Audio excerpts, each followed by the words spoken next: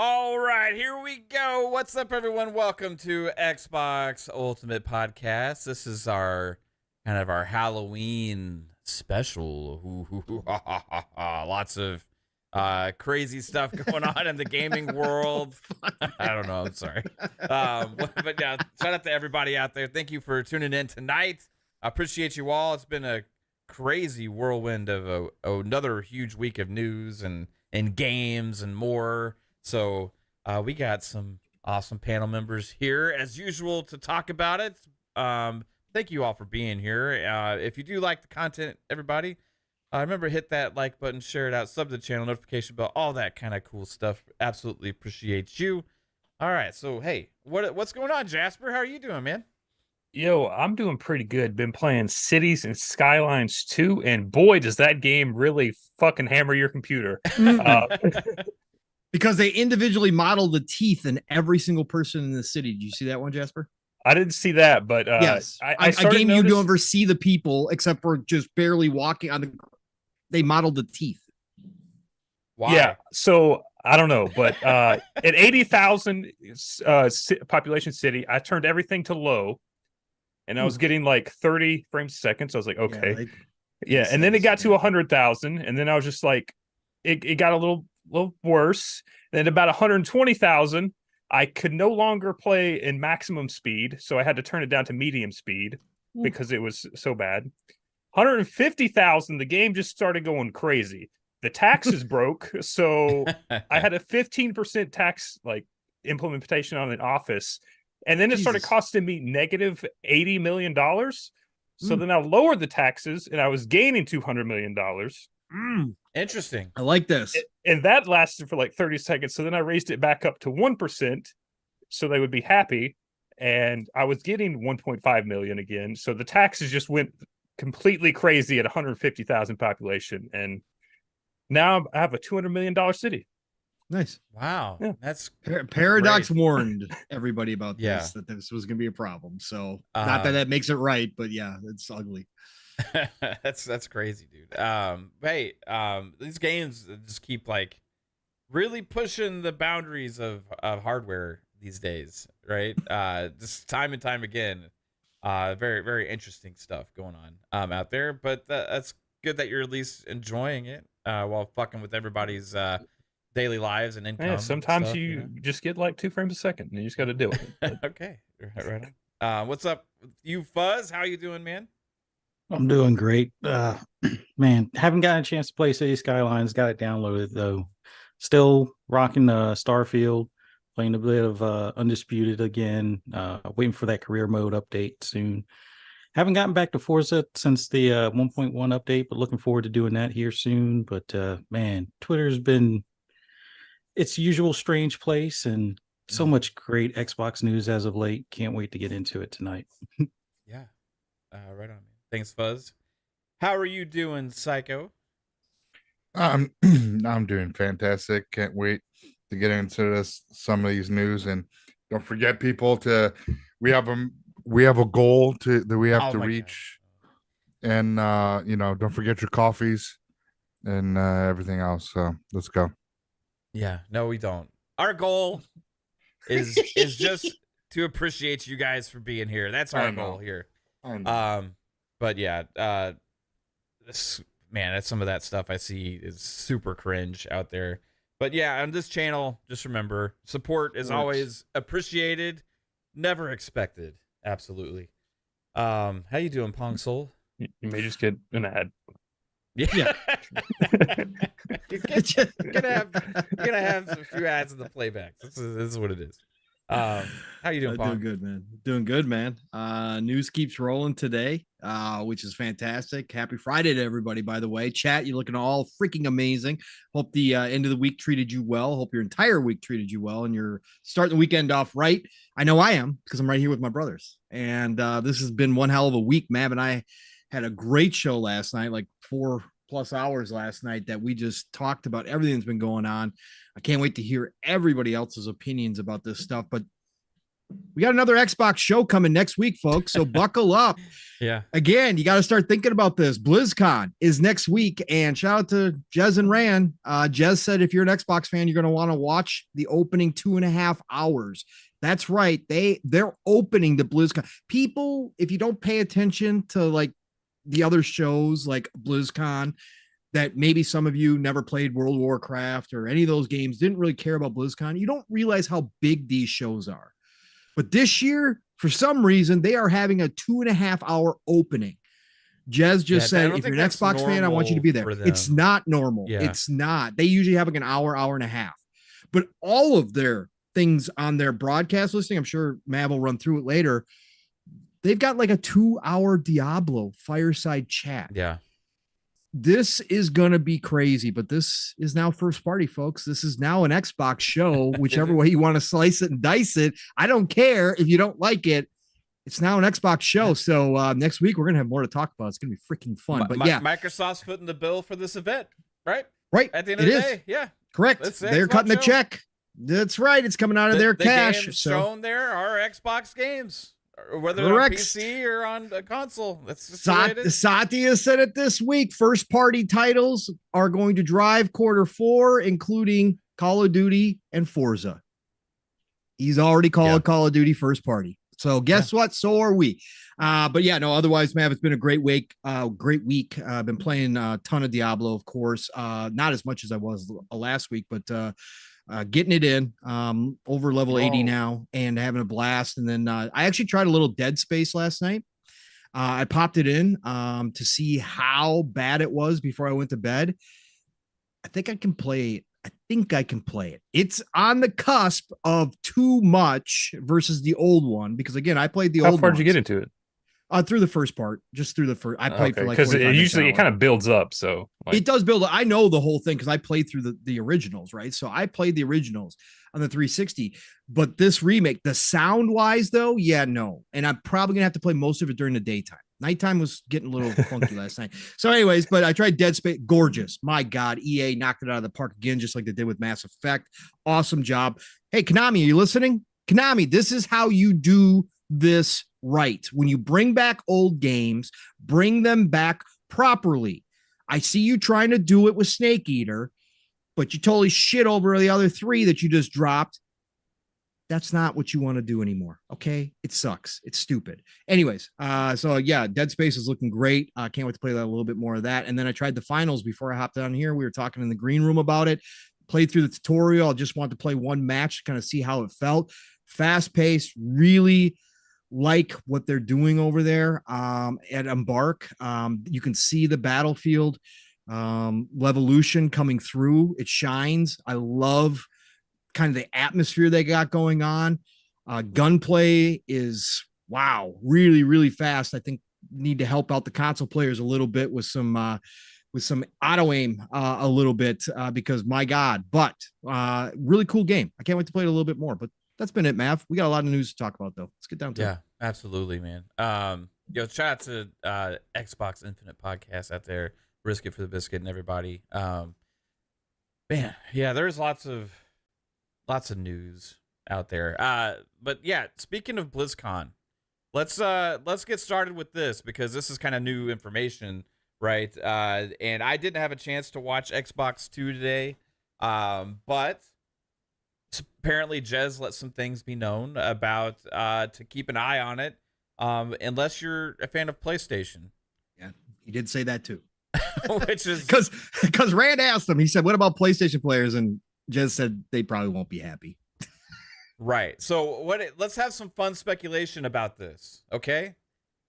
Hypotheticals here. Well, what is this like? What are we going to see in this 2.5 hour like showcase to start BlizzCon? All right. So we know what Blizzard makes. Obviously, they make World of Warcraft. They make StarCraft. They make Diablo. You know, they do Overwatch, Hearthstone. What's the other one that Jez always talks about? The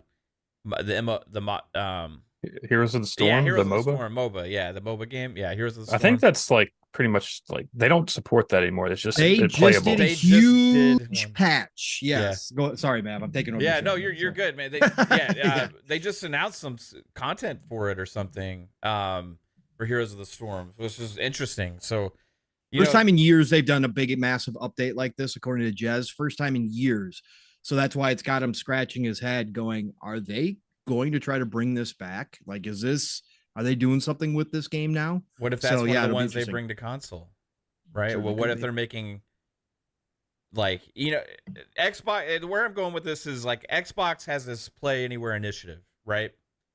And that has, when they made that transition a couple years back, they started putting other games on PC and stuff like that. And now you have all the franchises that Xbox has are playable between the PC and the console, right? So now you're incorporating ABK into the mix, right? You have several franchises that are PC heavy, especially from the Blizzard side, right? You also have the whole King stuff with all those mobile games and all that. But this is focused on Blizzard because this is BlizzCon. A couple things to keep an eye on. One, they could announce the new survival game, right? That they've already had mentioned they're working on. We know that Blizzard has a survival game. Maybe it's exclusive. It's new IP, right? There's that. There's also potential that they could be bringing some of these PC games to Xbox. It would be something that they could announce right now without necessarily having to deliver right away as well. That would bring excitement to the Xbox audience as a new part of the family, which could be very interesting. So, and I see you wanting to chime in, Jasper. Some thoughts so here. there was a World of War. I usually don't care about this, but I saw this the other day, so I pulled it back up. There was a World of Warcraft like leak or rumor, just like 2 days ago. And it shows that World of Warcraft, it has like a image of World of Warcraft on a laptop, and then it has the dude that has his phone on his like keyboard on his laptop, and it shows World of Warcraft on his phone, and it says mobile ready. So they could be bringing World of Warcraft to mobile, and that would be a huge like talking point for them, even though they get killed for the mobile talk all the time. They're going to do it just for the money anyway. Yeah. And if that is the case, they will be fucking hammering that hard over the weekend at BlizzCon. Yeah, that's true. That's true too. So pairing this also, there was this. What was the updates? There was like a hotkey update for like mapping keys to controller. Siri Elite 2. Right, from like keyboard keys, right? Keyboard mapping, yes. Yep. So that's kind of interesting too, right? Just a little Something update. we talked about. Yep. Another game that is supposed to be coming to PC first, that was originally announced for console, is Aura, which is not from Blizzard or whatever, but that's one that I could see maybe a use for that potentially for the future, right? So what are you thinking, Fuzz? What's the surprises going on at BlizzCon? Well, we already know kind of a little bit about Odyssey, which I think is that survival game. So we'll get to see that, hopefully. That'll be like a big unveiling kind of thing. I think you guys are onto something as far as like with the recent console update, as far as the keyboard mapping. Hopefully, at this point moving forward, a lot of those games will now be, controller compatible type of thing. As long as you have like an Elite 2 or you have like the adaptive controller type of deal. Those are the main ones that got that will have that ability to like remap or do key bindings and things like that. But outside of that, it would be nice, although might be a big ask at this point, especially so soon after the acquisition, to see something about, maybe a future StarCraft or something along those lines. But Odyssey, I think, is going to be the hidden surprise. I think, maybe WoW coming to console or mobile or both will be another key thing that we'll be able to do. And I remember before we had some sort of update, or there were rumblings about being able to do PC streaming from your console or something like that. So in other words, a lot of the PC only games, you'll now be able to stream from your console kind of thing. So if that ties into that whole button mapping thing, that could also add to what's readily available to any, Xbox Game Pass, console or core, well, not core, but the console owners or ultimate owners that want to play on console. So hopefully we get to hear more about that. I would love for them to talk about the family plan, but I've kind of given up hope on that one. But I think those are the main things we see. Hopefully this week, BlizzCon weekend. So we'll see. Yeah. Oh man, there's so many possibilities. I'm all in, bro. Yeah. I'm all in. I think they're going. I think they're going all out. Do you think they announced like the StarCraft 3 here? Yep.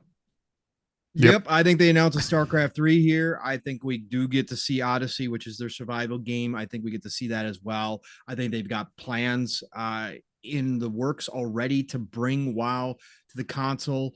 I think Microsoft doing the update to, StarCraft will be built. Yeah, StarCraft 2 could come also to console as well. They could announce that they're going to bring those back.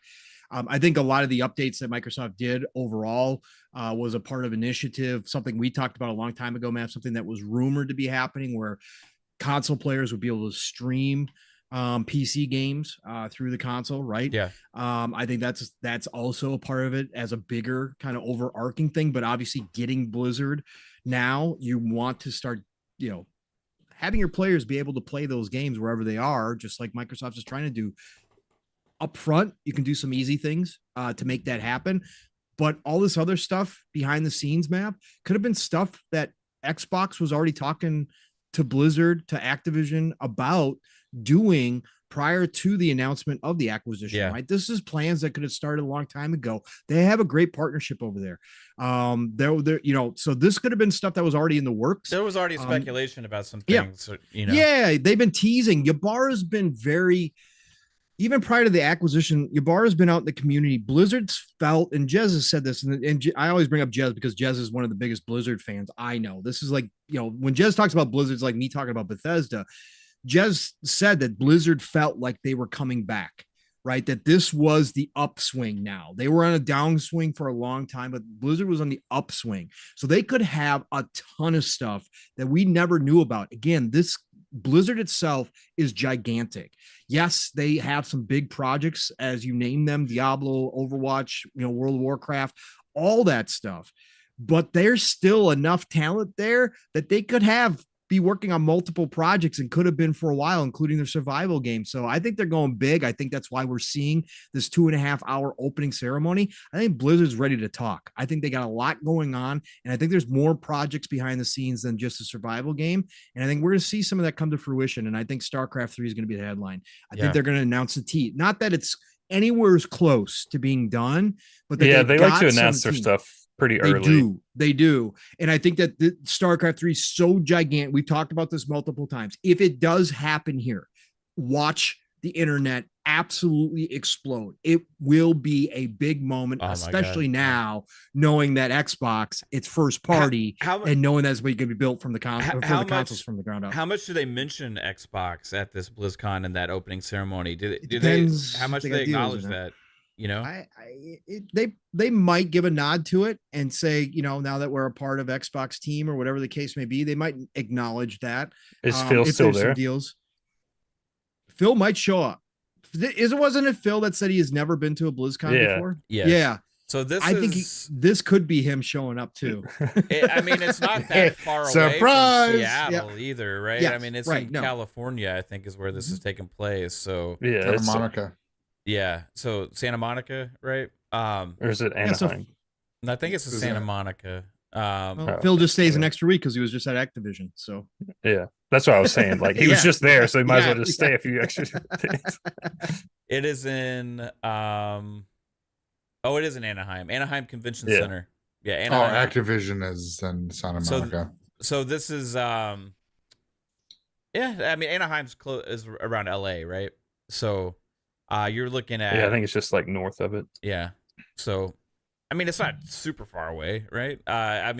It's something that you could just take a quick flight, get there, and just make a little appearance. I would imagine he would want to be at BlizzCon. He said before jokingly, we'll see if Mike Barra gives me an invite. You know, like, so it'll be interesting to see if he makes an appearance, right? If Infinite Number says, cut Pong's mic and let my brother Fuzzy speak. Fuzzy, yeah, what you got to say? You're muted if you want to talk. No, I already talked about like a lot Yeah. of the things that I Yeah. think will be at the show, and I'm hoping that Phil shows up because that would show, you know, how things are progressing as far as over at Blizzard. And I think with like the whole reorganization at Xbox, you know, come January, we'll probably hear what the reorganization is over at Blizzard, which was probably kind of talked about while they were over there. So we'll see if there's any more surprises, but I don't think it'll be in time for BlizzCon. But for BlizzCon, I'm just hoping something StarCraft, more about Odyssey, and then whatever's coming to console. Hopefully that update takes care of it. Yeah, right on, man. Oh man, it's gonna be crazy to see. Like, I'm more hyped now for BlizzCon. What about you, Psycho? What you think they got planned for us, bro?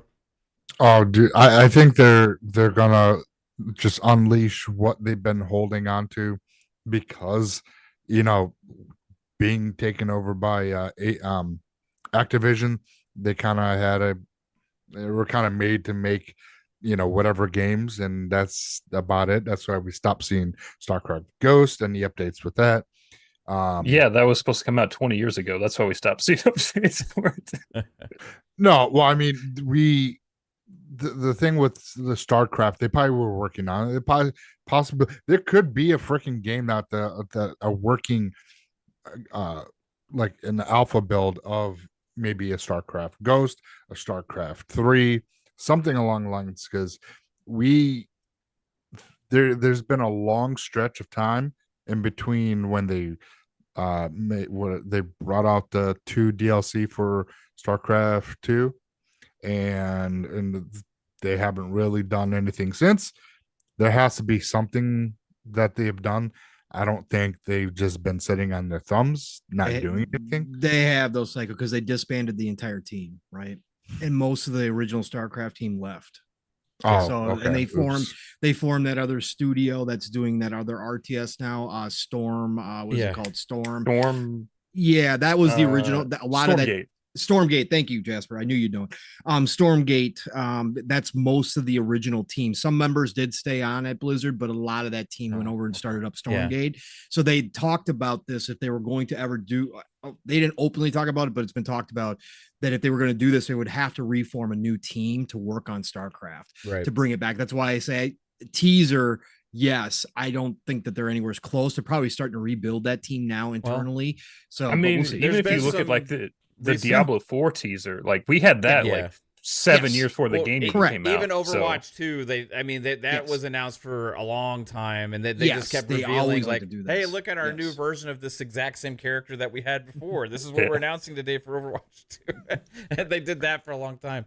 But like, you know, there is some talent out there in the RTS world to be had right now, because there's been some layoffs at some prominent RTS developers recently. I think the other aspect to StarCraft is like Mike Ibarra is the one that's kind of hinted at this, right? In the past. So I think it could be something they've already potentially kickstarted behind the scenes, but it would be a long way away. But that doesn't mean that they still can't do more in the meantime with StarCraft 2 to reignite some interest there as well.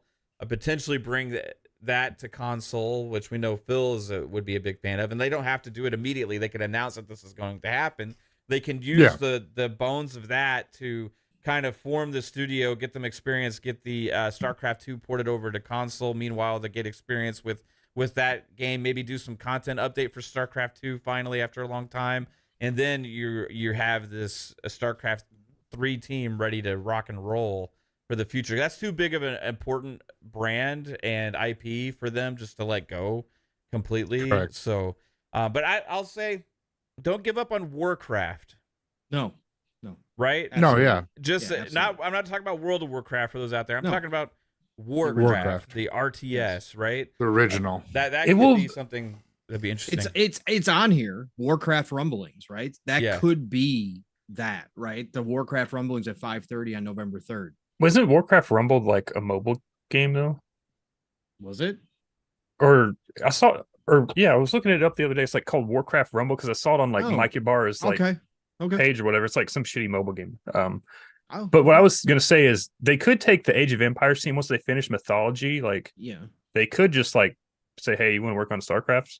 Help that out too. Yeah. They could. They could Yeah. now. I mean, it's certainly possible. The other thing that we're probably going to get here too, Mav, I don't know if you're going to bring it up, is the Diablo 4 expansion. Yeah. That was hinted at and leaked. Yes, Lord I of saw that. Hatred is the title.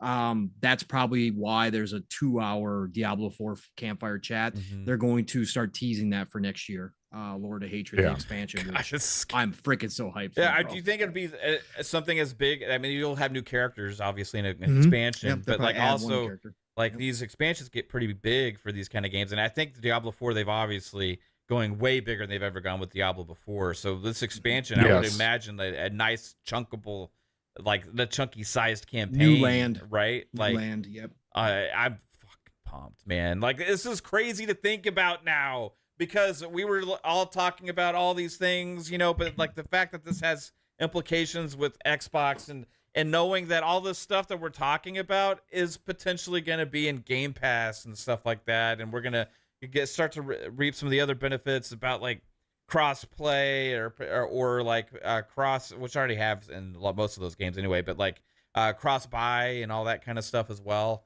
I think there's I wasn't Gonna be even some thinking awesome about stuff. the Diablo expansion, but you're right. That's what it is. Like it's the Yep. Diablo expansion because it'll come out next year, so they're going to start marketing it Yeah. now. They're gonna start marketing now.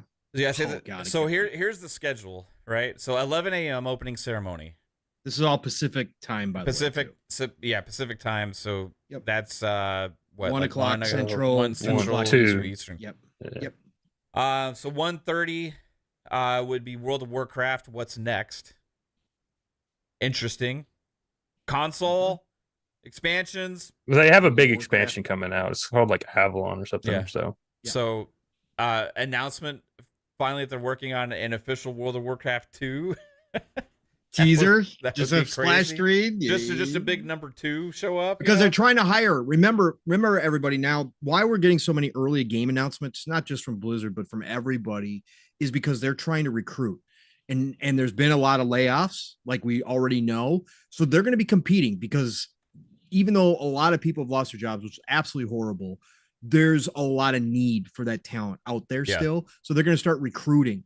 So if you announce a StarCraft 3, if you happen to announce a World of Warcraft 2, you're going to attract a whole lot of talent. There's going to be people that want to work on those titles, especially now that Blizzard is now underneath Xbox, right? Now that they know Kotick is leaving, all of that is the ripple effect that we talked about. They need to draw in a lot of talent. They've lost a lot of talent through the years, so that's going to be a part of it.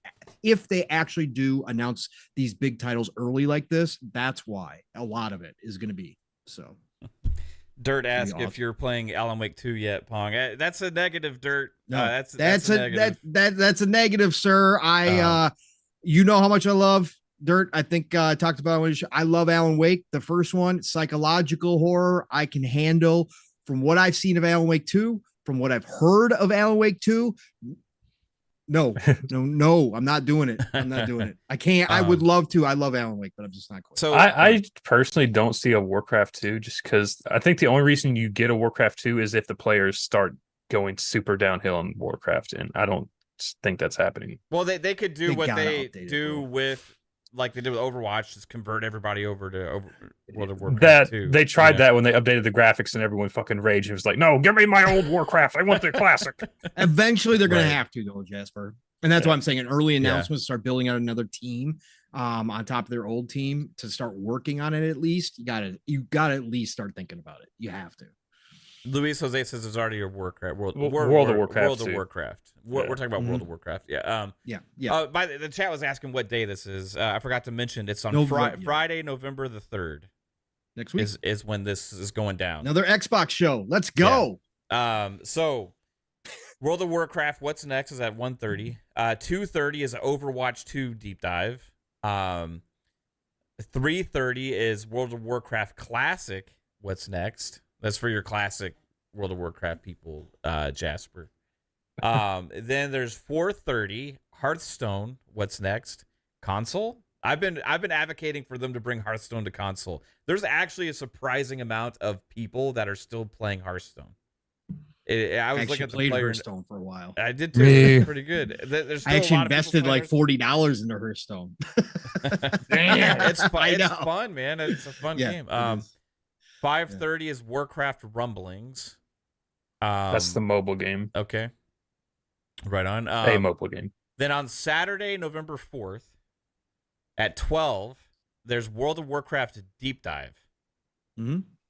Probably go over the expansion they just announced the day before. Right. Maybe. Or two. RSJ fan, real quick. RSJ fan.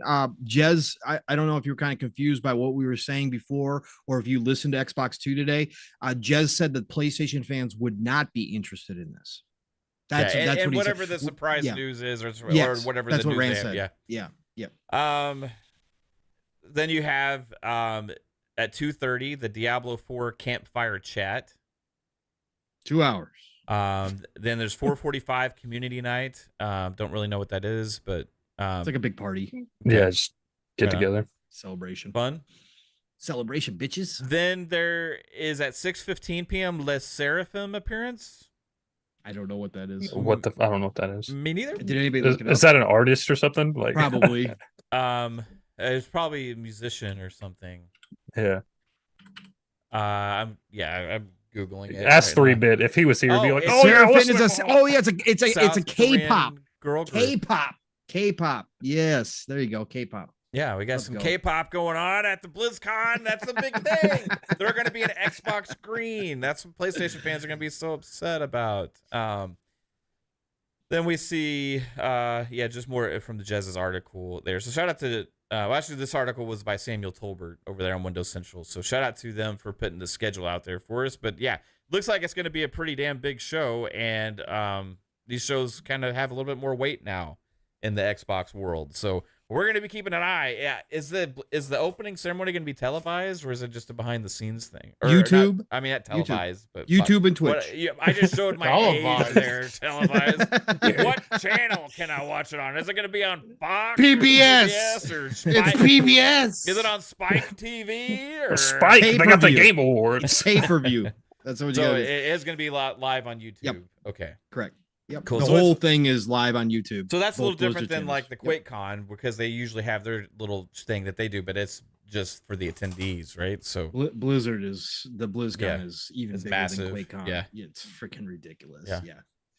Well, I hope I still get the channel that it's on. I don't know. I got to contact my cable provider. I got to contact the YouTubes and subscribe to the Blizzard channel. Yeah. Shout out to the chat. Thank you. We got about 130 plus people here. Hit the like button. Share it out if you like the content, guys. We got some more things to get into.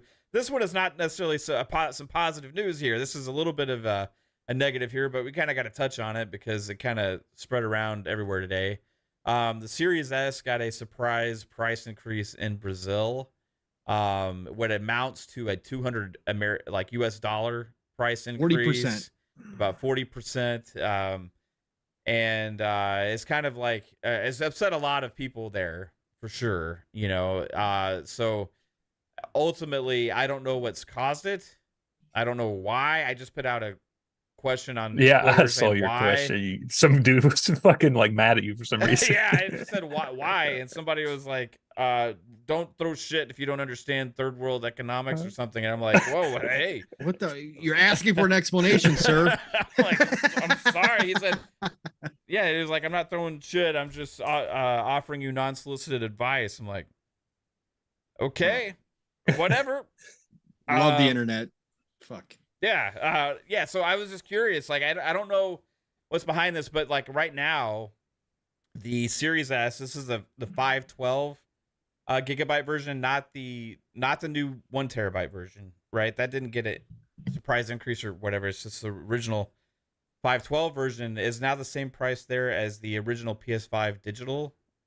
So this $700 US. $700 US dollars for a Series S, bro. The Series X is 1,000. Everybody in Brazil. That's how bad their tariffs and stuff are. Their taxes. Yeah. And so I don't understand that. here. I struggle enough to understand our own economy here in the U.S. right? So I'm not going to comment on Brazil and what's going wrong and all these kind of things. I have no clue, right? But I do know that Microsoft can afford to absorb this without passing it on to the consumers, right? So what I saw is just that, like, when the consoles first came out, Microsoft subsidized the tax tariff that Brazil has, so it would stay the like $300 price for them or whatever. And then they slowly raised it with like another price increase, like when the economy took a turn here or whatever. And then now they're raising it again, but this time it's because they're no longer subsidizing that tax increase that Brazil puts on imports. Right. And PlayStation never subsidized that to begin with. PlayStation was always $700, whatever. So yeah, but it's for a more expensive console to begin with, right? Yeah. And also the PS5 digital is the more powerful over the Series S. So it's a bad comparison dollars wise, but in that market. And we were kind of talking behind the scenes a little bit, and like, for the amount of consoles they probably sell in Brazil in the first place, it's like probably in the thousands weekly, we would guess. It's like their third best, like, market or whatever, right? So yeah, they're super popular. It's the one market down there that they're really popular in. Like, that is Xbox. It's like US, Mexico, Brazil. Right. But in South America. As the corporation, Microsoft could probably afford to absorb that, without necessarily passing it on right now. I don't know. Alvin, this isn't about pitchforks. Yeah. And this isn't about pitchforks. You've heard us talk about price increases no matter who does it. It's bullshit when you're announcing record profits all the damn time, right? That you don't eat the cost in a place where you actually do have some popularity on what's supposedly an entry-level console. And now it's not entry level if it's the same price as the PS5 digital. So again, I don't run billion trillion dollar companies. What I'm saying is, if I was a billion trillion dollar company and I have a spot that I'm actually really popular in, I'll eat those costs. Because again, if you probably think about it, the Series S sales in Brazil probably aren't massive, right? They're probably good, but they're not going to be massive amount of sales. So I would eat the cost. I will always say the company should not pass along this bullshit to the consumer when it comes to Series S. And I've been consistent in that no matter who does this nonsense. And yes, we did find out that Steam also increased their game prices. Whoever does it, and that goes it's for nonsense. Steam too. It sucks. We're talking about Xbox here because this is the Xbox podcast, right? Like, right. It just sucks. Also, Steam is, for what it's worth, is, even though they're multiple billion-dollar company, that's Microsoft is a couple $1 trillion company, right? So it's bullshit no matter what. Whatever. Again, I don't like talking about this nonsense. You know, we've seen a lot of this. The economy sucks right now worldwide. Yeah. People are getting hit nonstop. A lot of us are struggling in real life. It's not, here or South America, or it doesn't matter where it is. When it happens, I think it's bullshit. I think Microsoft should eat it and, not pass it along. Because again, I can't imagine they're selling more than in the thousands max per week down there. But again, I don't run big companies, but this feels like the numbers guy in the middle of the meeting raising his hand and saying, hey, by the way, guys, the Brazil tax tariff that we've been getting supplemented is going away. It looks like our Brazilian numbers for the Series S are going to put us in the red. I think we probably should do something about that. And everybody's like, yeah, okay, just tack it on the price, right? It just sounds like the numbers guy, not actually thinking about the consumer base down there at all. But again, that's business. Yeah. I don't want to talk about this too long. Sorry, it sounded like Jasper there. Yeah. You did the actually voice. Truly, guys. We do have a slight problem with the economics going on in our Brazilian market right now. So, it does suck, like, for the Brazilian consumers. Ultimately, like, it makes their lives even harder with whatever they're dealing with the economy and stuff going right now. So, like, it's to find some enjoyment and get an entry-level console is now that much more difficult, which sucks ass, right? No matter which way you look at it, no matter if you want to put the blame on Microsoft, you want to put the blame on Brazil, if you want to put the blame on the world economy or whatever, right? It just sucks. It just sucks ass for, at the end of the day, it falls down to the people that can afford it the least. You know, Just how dare you even ask, man? Fuck you. Just, Yeah. like maybe you should think before was- you ask. sorry. I mean, it's just it's a shitty thing. Like at the end of the day, like look out for consumers, right? Like I think that, like with the amount that they sell, it wouldn't have been a huge, massive hit for them. That's the ultimate thing to just hold on. And who knows? Maybe you know? PlayStation's been holding off, and eventually, maybe PlayStation Yeah, will have they to raise might prices do too. it Even though too. what Jasper's saying, they didn't get the break, maybe, so they don't have to. But again, it just the fact that it's going to cost the same price as the PS5 digital is like, yo, really? The Okay. the fact that this has happened now with two different companies, right? There's something going on, right? Oh, yeah, absolutely, So absolutely. Yeah. it sucks ass, but you know, shout out to any Brazilian listeners we have here. That sucks for you guys. And Alvin, you know we're cool. I just want to make sure that you know that we're not pitchforking just to pitchfork on Xbox. Some people believe that, yeah, but we've done it across the board. Everybody here has been consistent across the board when the shit happens. So it is what it is. Like I said, I don't even really want to talk about it. 'Cause it I'm not sucks. gonna go like It's hold. shitty. I'm not gonna go protest outside of.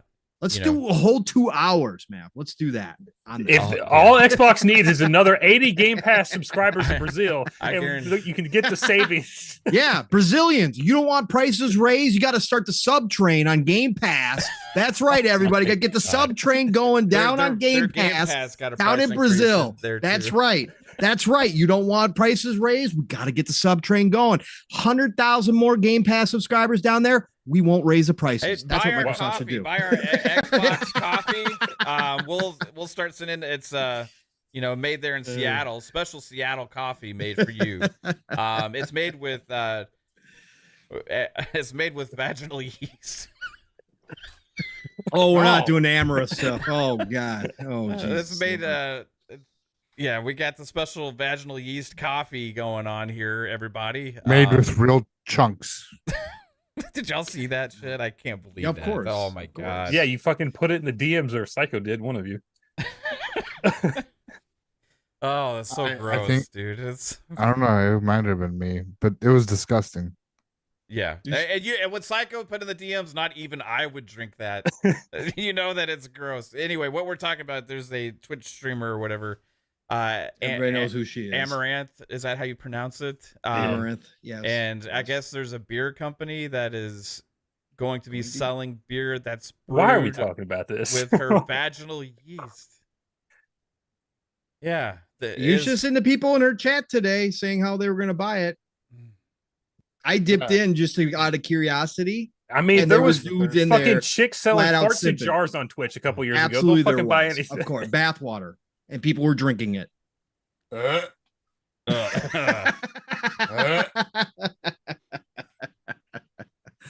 Oh man. Yeah. It's crazy. This is the world we guys. live in. I Yeah. love it. I love it.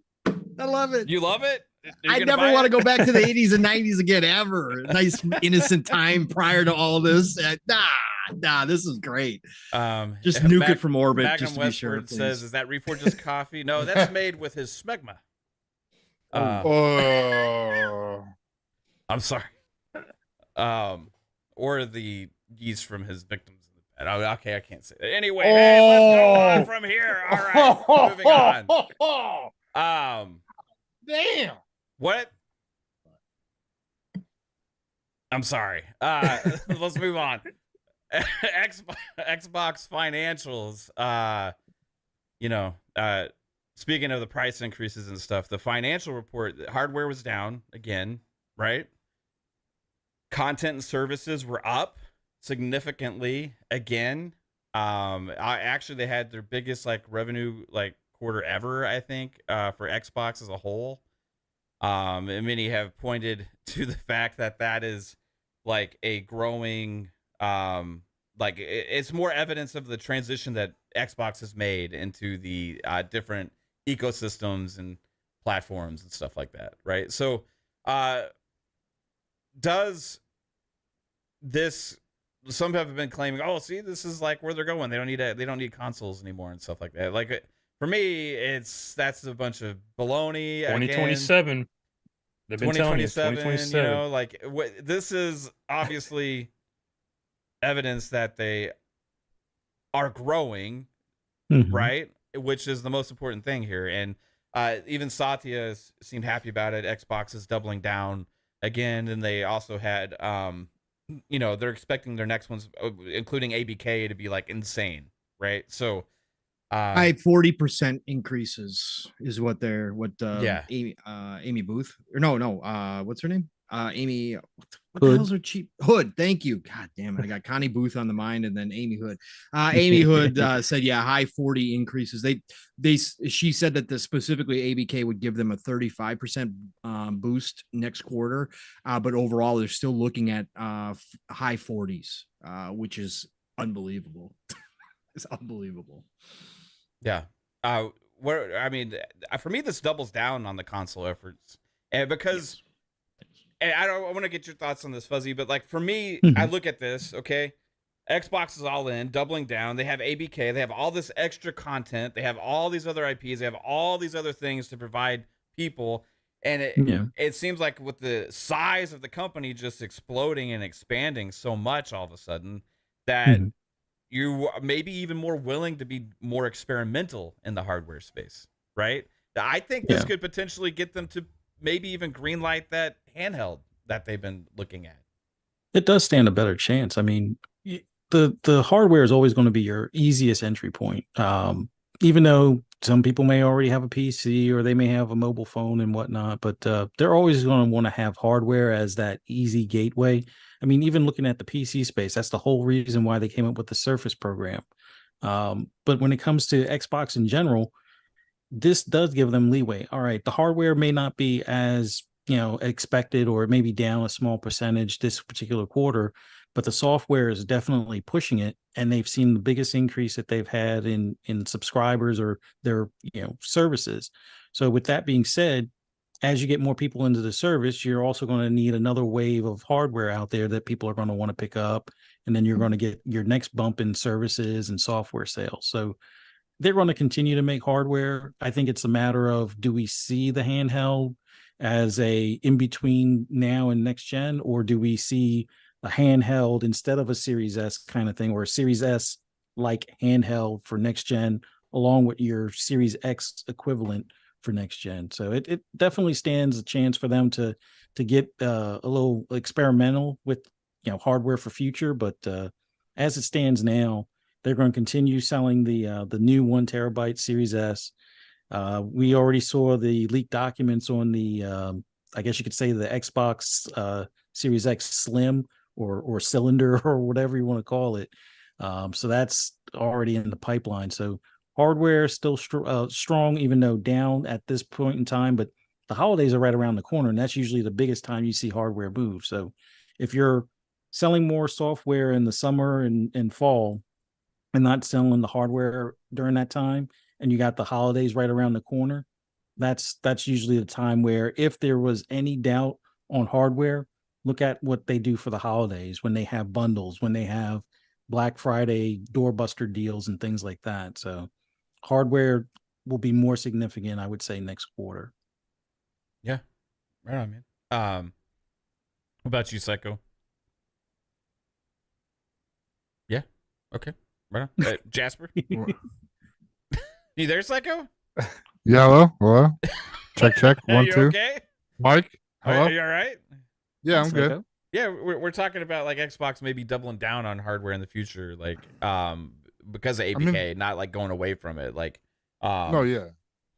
They said they were going to, that they were not going away from hardware, making any hardware. And I think Satya reiterated that they are still making stop it, they're still making hardware. So I think one of the developer or not developer, but the board meetings and stuff like that. So yeah, I mean, we saw, like Fuzzy said, we saw the diskless Series X with a 2 terabyte storage capacity, and not the Series S, I think, got nothing.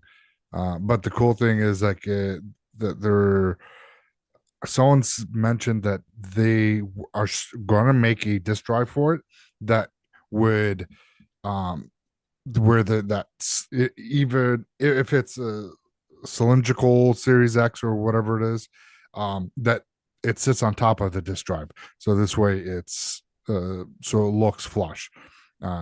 So this way, if you still want to have the physical media, they'll have a disk drive that matches for it. Price point, who knows? Hopefully it's cheaper than the $80 that Sony is charging for their disk drive. If they came in like a $50-$60, that'd be a nice sweet spot.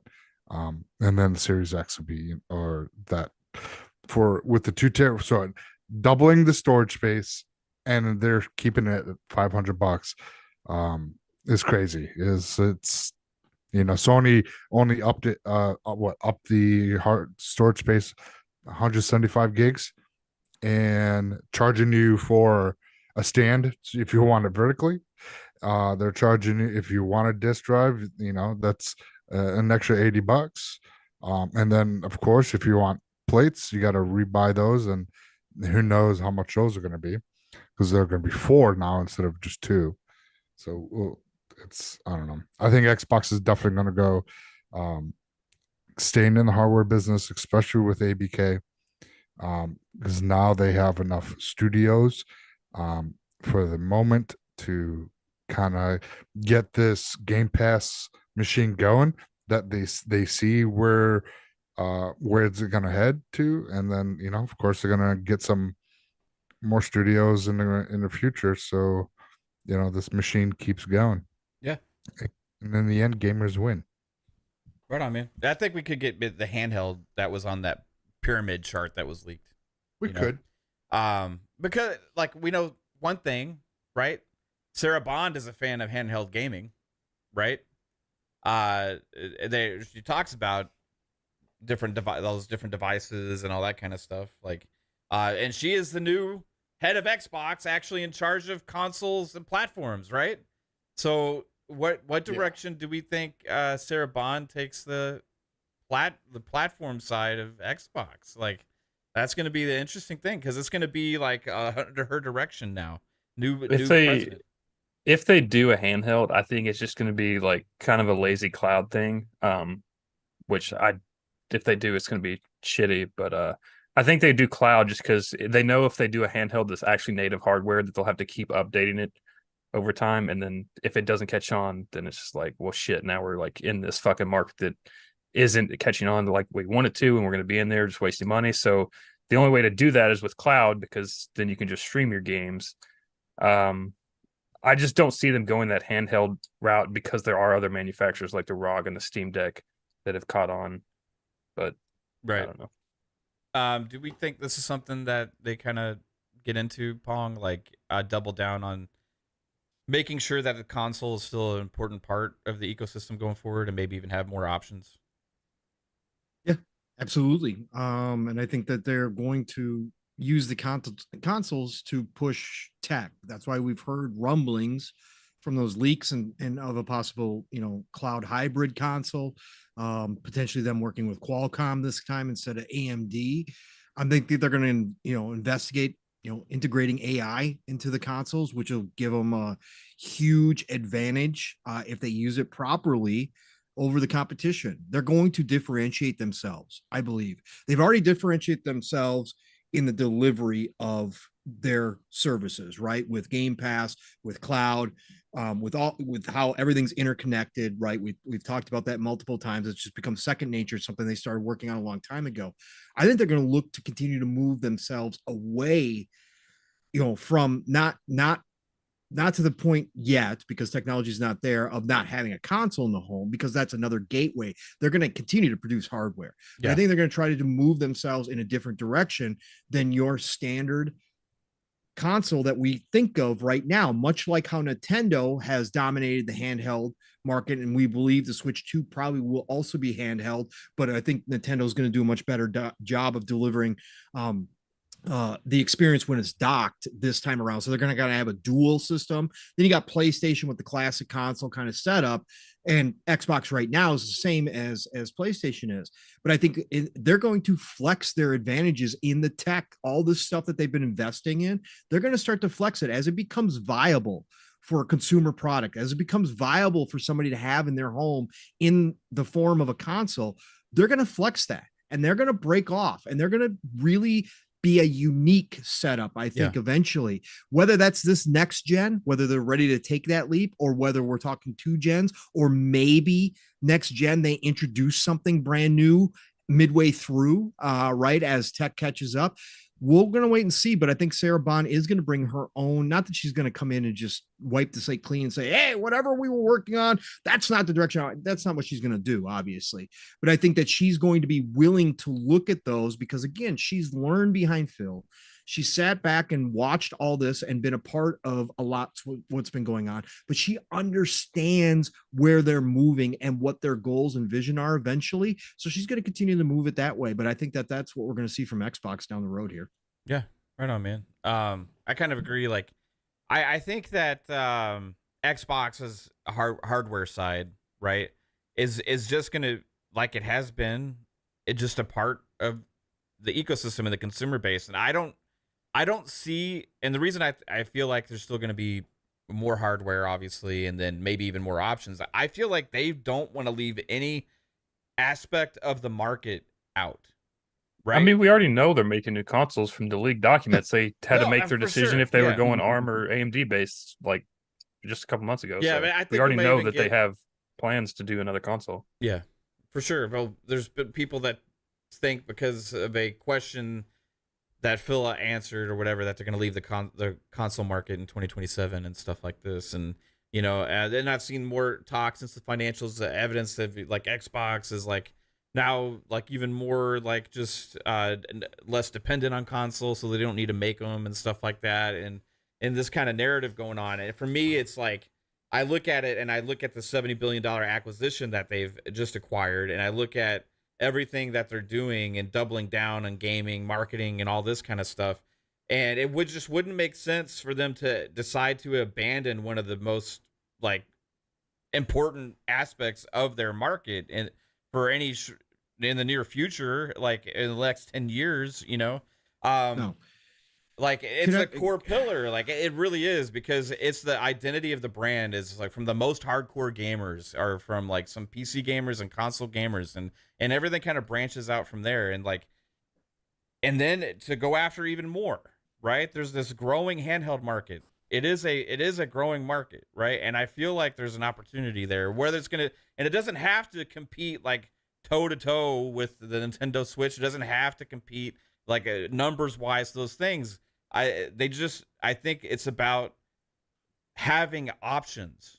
That's why I'm saying that, like, if you're not going to be competitive in the handheld space, like you're going to have to put so much resources into developing a power enough hardware where we can run these modern games. That's why I say it has to be cloud based, because like it's going to cost so much money to make a powerful handheld that you can run a modern Xbox game on at the end of the day. And Microsoft's going to lose money on that. So that's why that's not true, Jasper, because we're seeing phone tech move that way, right? The new Snapdragon is ridiculously powerful. It's supposedly more powerful than what Apple's putting in theirs, and we've seen Apple now running full games, right?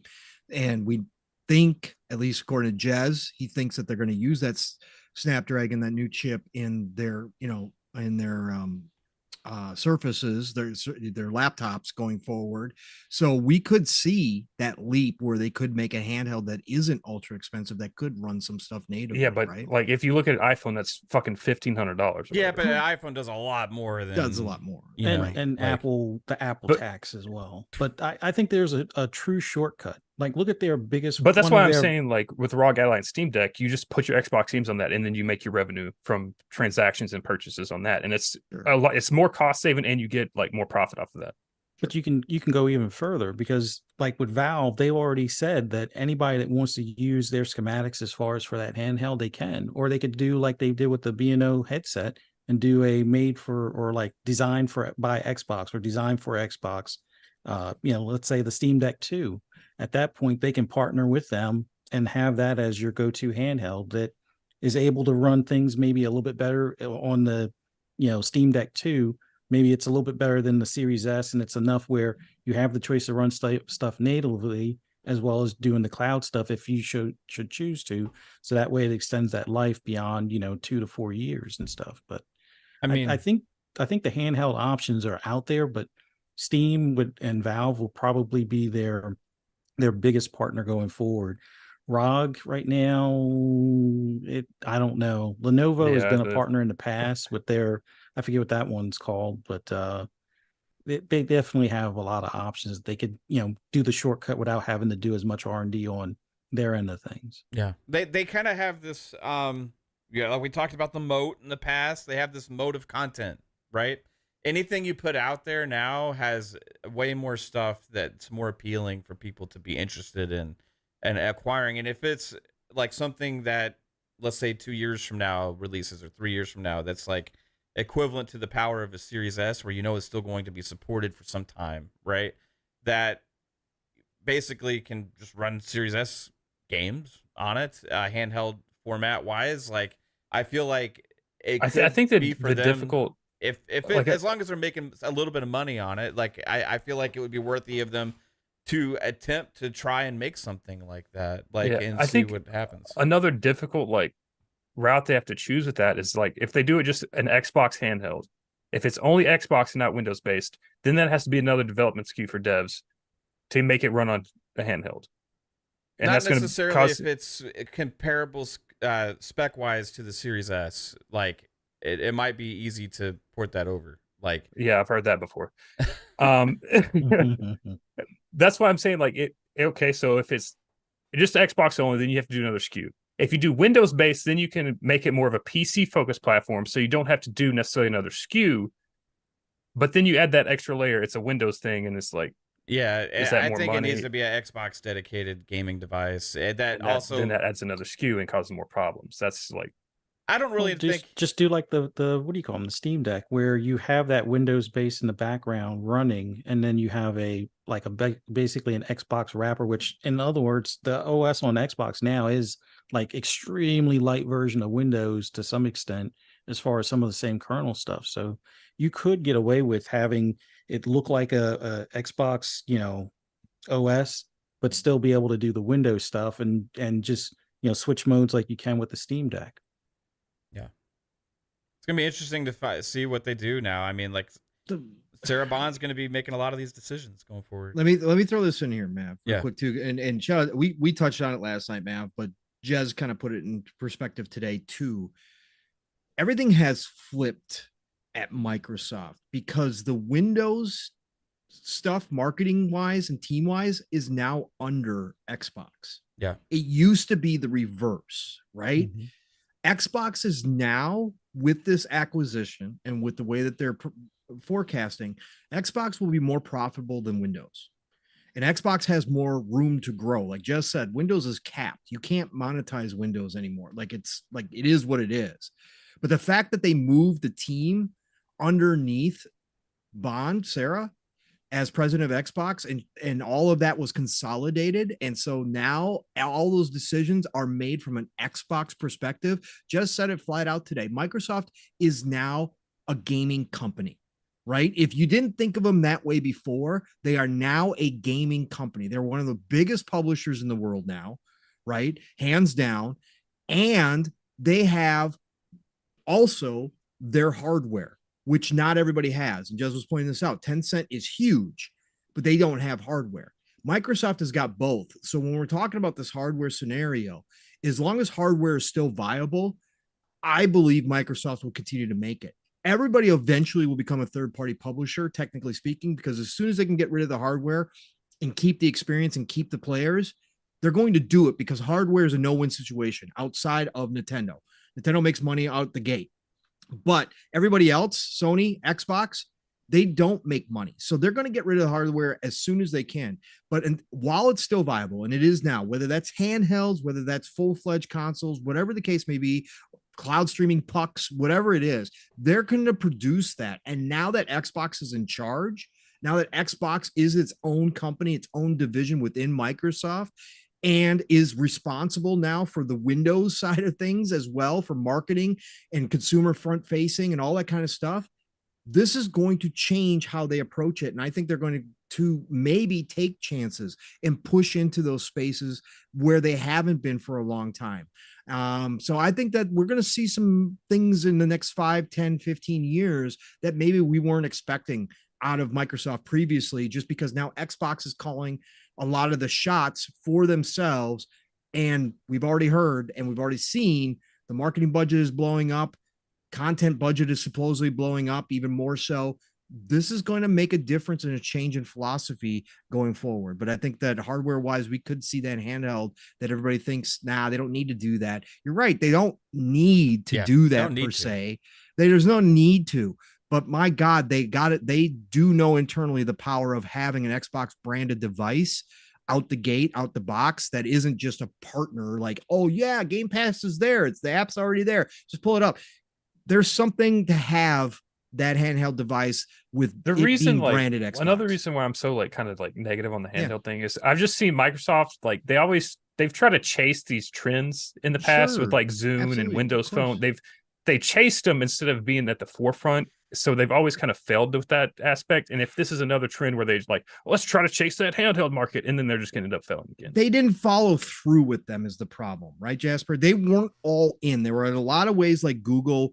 Sure, they might have been all in the beginning, but they've done this with lots of products. You're absolutely 1000%. You're correct, right?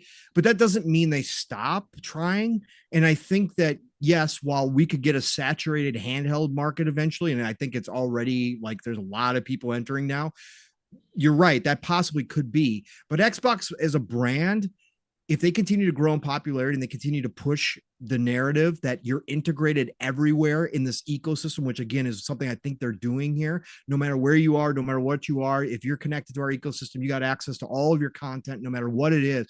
I think they could differentiate themselves and find a suitable spot for it, for a handheld device, even if the market itself is oversaturated. But again, that's something we'll have to wait and see. I just think the potential's there now with these shifts within Microsoft and how they are approaching Xbox.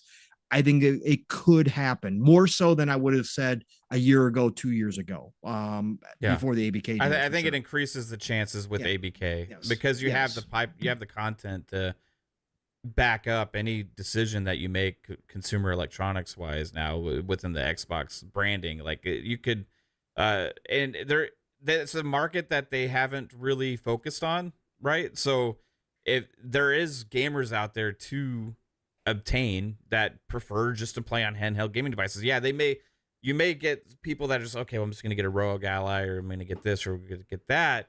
But there's still like something special about having that Xbox device that's like more curated specifically just for the brand and the IPs and the games and the Game Pass and all that kind of stuff, instead of being like Android focused with all these other things going on. But isn't this what we talked about, where Xbox isn't a device itself anymore? It's the ecosystem, and you can have that ecosystem on any device. You can have the ecosystem on your own devices too, right? Just like they do with the console. Like it's just about offering more options for people. And with the how big Xbox is now, why not? Because really developing that and releasing it, like even if you don't go in with the right expectations, it's not like, oh, this is going to kill Xbox if we launch this and we fail, right? I just see too many like downsides to it for them to like, I don't know. It's just me though. Yeah. Oh, Jasper, I get it. It's a valid point. I mean, again, I don't think anybody's dismissing, because it is valid. It is certainly something that is got to be taken into consideration. I just think where they're moving to, right, and what they're trying to do here as far as worldwide domination, as far as getting everybody into their ecosystem, the more places you can access it from, even if it seems like it's niche, or even if it seems like, oh, there's already devices that do the same damn thing. I believe that they still might move into that space just to have a presence there themselves, right? Not just a partnership, but a full-fledged branded partner, or a full-fledged branded presence in that space means a lot sometimes to companies, no matter what, when you're trying to do what they're trying to do. And like I said, I think that they've got the tech behind it now as they develop more cloud, stuff, and as they develop AI, and if they're going to develop their own AI chips and all this kind of stuff, if all this stuff comes true, I think they could really differentiate themselves from some of the other products out there, even in some of those spaces that seem overcrowded. But your points are valid, absolutely, Jasper, 100%. And it's a risk reward kind of situation for them. What are they willing to put into it to get into that space? Is it going to be worth it in the long run? I think vision wise, I think it may be for them at this point. The larger the company grows, the risks are actually a little bit more diminished as well, right? Correct. Like, because they have so much other pipeline of income and revenue to fall back on to help supplement this. And we know that it was part of their vision that was in the leaked documents already. That's something that they've been thinking about, and that was before they were able to acquire ABK.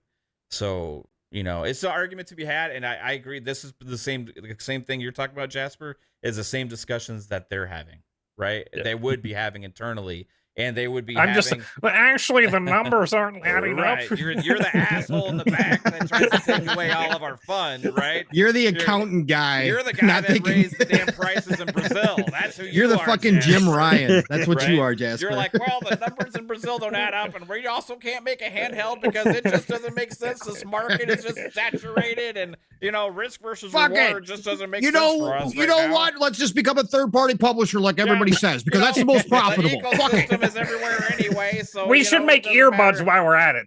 You know what? God, We're just no. gonna go mobile only because that's the biggest market there is. So let's just go mobile. Let's just do that. Yeah. No, exactly. but that's the area where looking at what they did with mobile, and they kind of learned from their mistakes in that regard, and then looking at Surface, where they've had a lot more success than they even expected, without pissing off their third or like the hardware partners that come pre-installed with Windows as their operating system. So there is that middle ground, especially if they're going to want to do a mobile store. They don't have a phone at this time, and I don't think they want to go down that route just yet. So a handheld would be like that nice middle ground, and help fight with the regulators against Apple and Google to make sure that their Microsoft mobile store can be put on those other devices without it being taxed to death with for each game it's like we want a fee, and for each subscription service we want a fee for each piece of software and whatnot. But I think the handheld, if they lean more to what they learned from Surface, I think that's where they'll be able to succeed this time. Yeah, it's gonna be interesting to see. Like Sarah Bond's Xbox, right? What is that? What is the vision that she has now, right? And obviously she still reports to Phil, is the CEO of Microsoft Gaming, but like the president of Xbox, she's making a lot of decisions and plans, and has a team under her that's helping shape the brand for the future and stuff. And then you have Matt Booty over there, who's now focusing even more so on all of the pipeline of content and going into the Xbox brand. So I feel like they kind of reshuffled and organized things that is going to potentially lead to more interesting opportunities in the future. Like as gamers, we all benefit, right? It's gonna be awesome. I can't wait. And hey, that BlizzCon event, we're gonna get the sneak peek of it coming up soon. So Alan Wake 2 dropped. It's getting rave reviews, guys. There was concern before it launched about some potential performance issues and stuff, but it seems like it's actually got great performance on consoles. There is some up-res going on the performance mode from a very low. There were some bugs too, weren't there? Like people losing progress. There was certain people Was it were PC? PC. It was PC. Yep. Yeah, the bugs were reported more on this game in some of the reviews than they were for Spider-Man 2. So I like all these games have bugs now, but like they seems like they kind of took that into account more so with Alan Wake, so they were kind of and it seemed really hit and miss again. That's the other part about bugs. Now we've talked about this too. It's really weird. Back in the day, if there was a bug in a game, like everybody got it.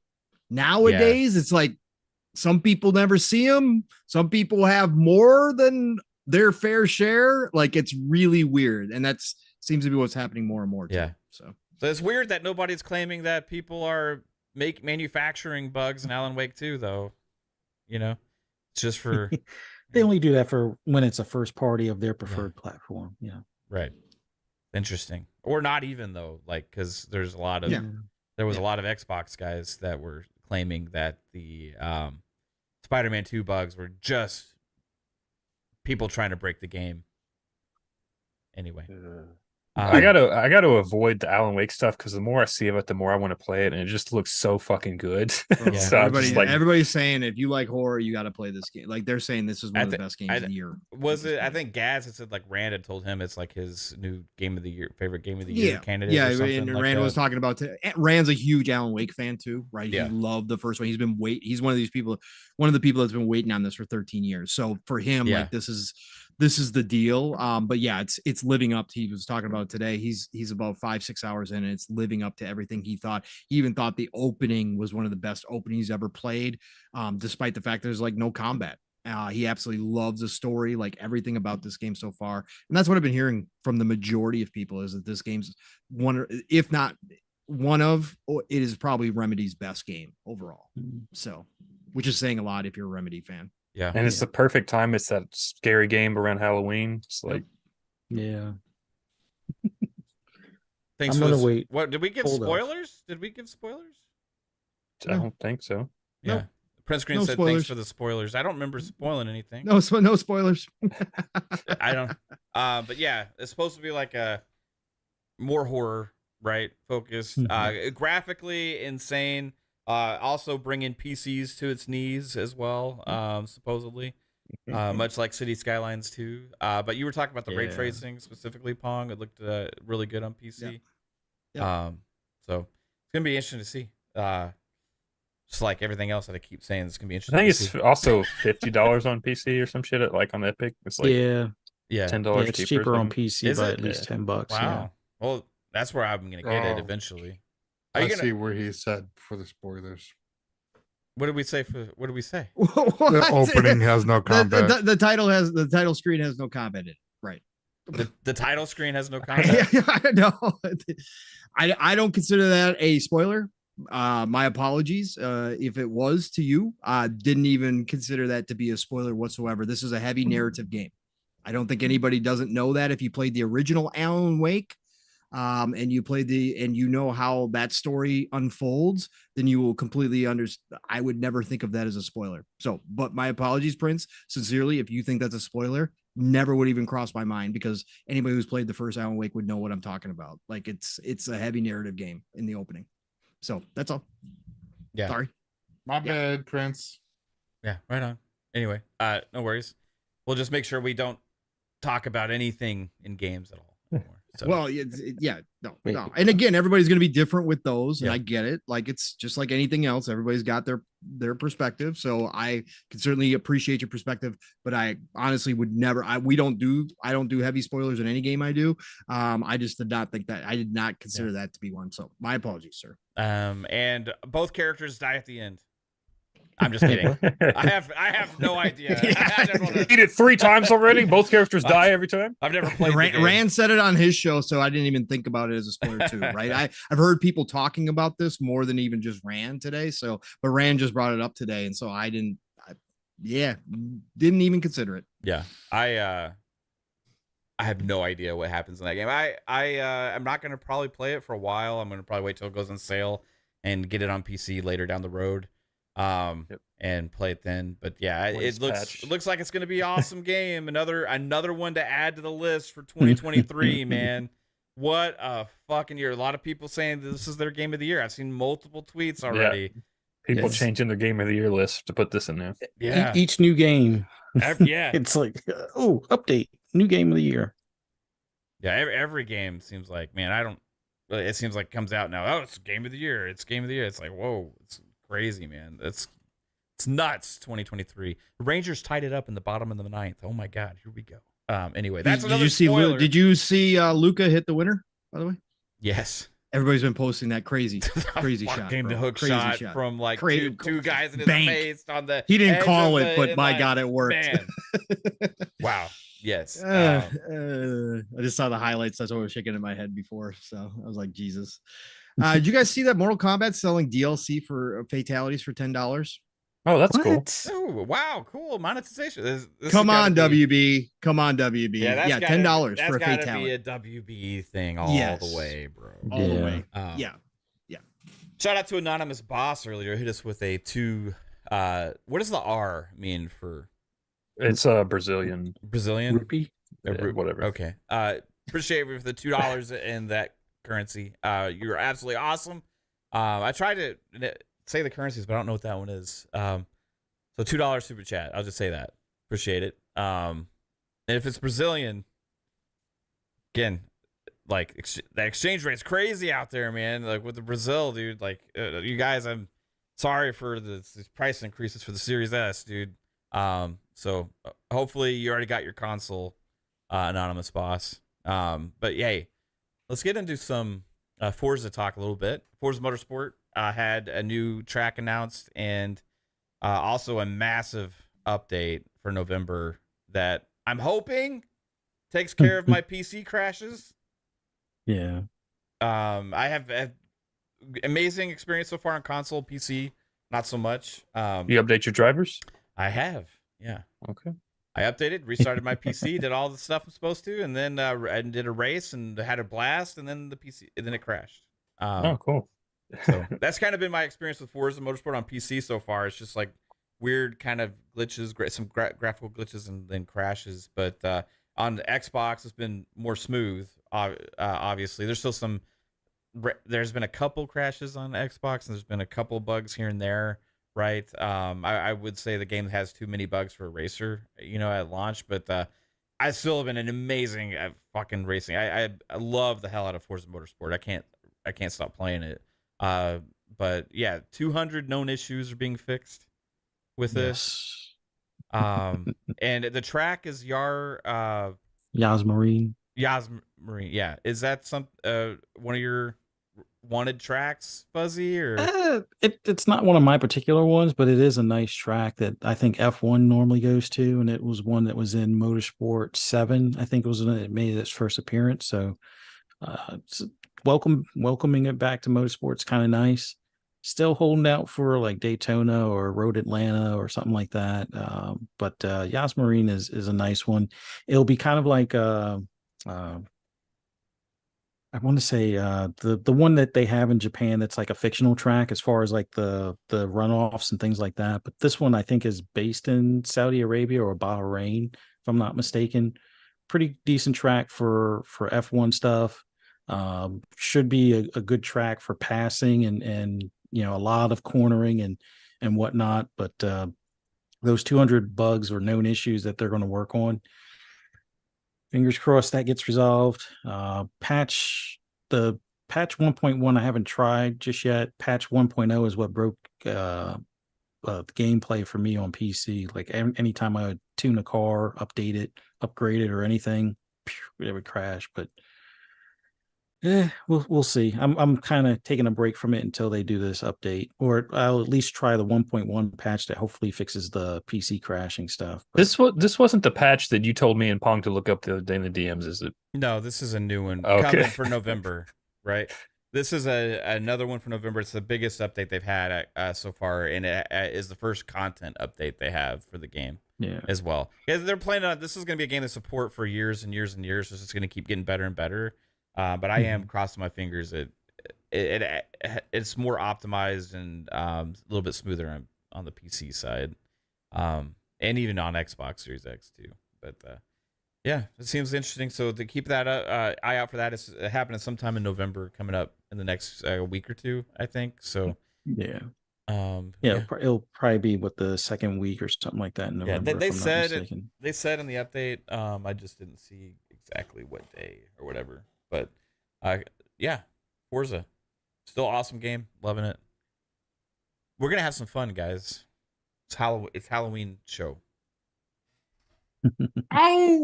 So I got 2 things we're gonna do. Okay, as chat, you guys can partake as well. All right. First, we're gonna do. We're actually gonna do 3 things. We're gonna start off with a kill it. We haven't done one of these in a while.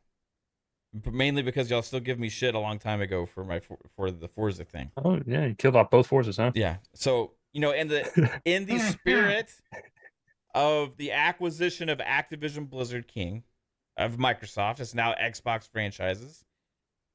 Let's say Call of Duty, they have to narrow the focus, whatever they decide to. Of course, they don't have to, right? This is all just made up bullshit for the sake of having a controversial conversation where we're all gonna be in disagreement.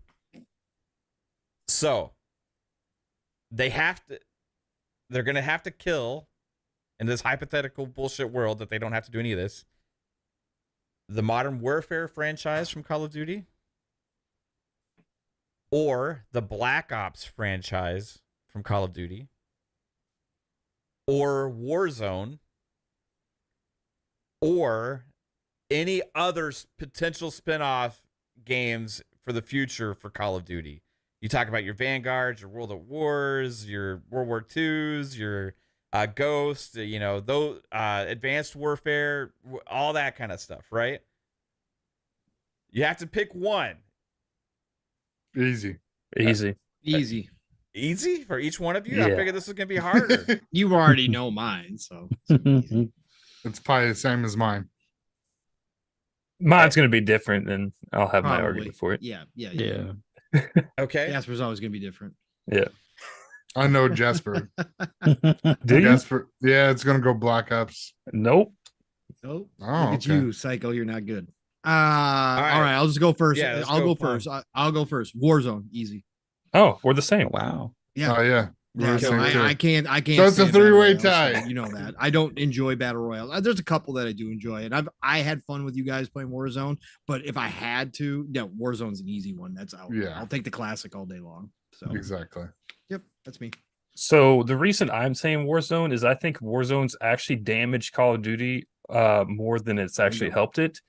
They don't Just care about the maps anymore. yeah, they don't care about the core of what Call of Duty is and was. They kind of just like, oh, here's a map you get every 3 months now. Congratulations. The updates are only focused on Warzone, and that's where all the content and focus is because that's where Activision makes the money. And I think it's just damaged Call of Duty as a brand for at least the old school people. And they've lost a lot of players. You could also because of say it. it kept it relevant because more players would not be playing Call of Duty the classic style. Yeah, way but they can anymore. go fucking play Fortnite. Right, correct. But that's what I'm saying. You can say that it would be a much smaller franchise without Yeah. Warzone right now as well. But yeah, I still kill off Warzone. You're right, Jasper. I agree. Okay. I agree with your reasoning. Well, I thought this was going to be more controversial disagreements. Damn. Here, but I'll probably be the controversial one. Oh, okay.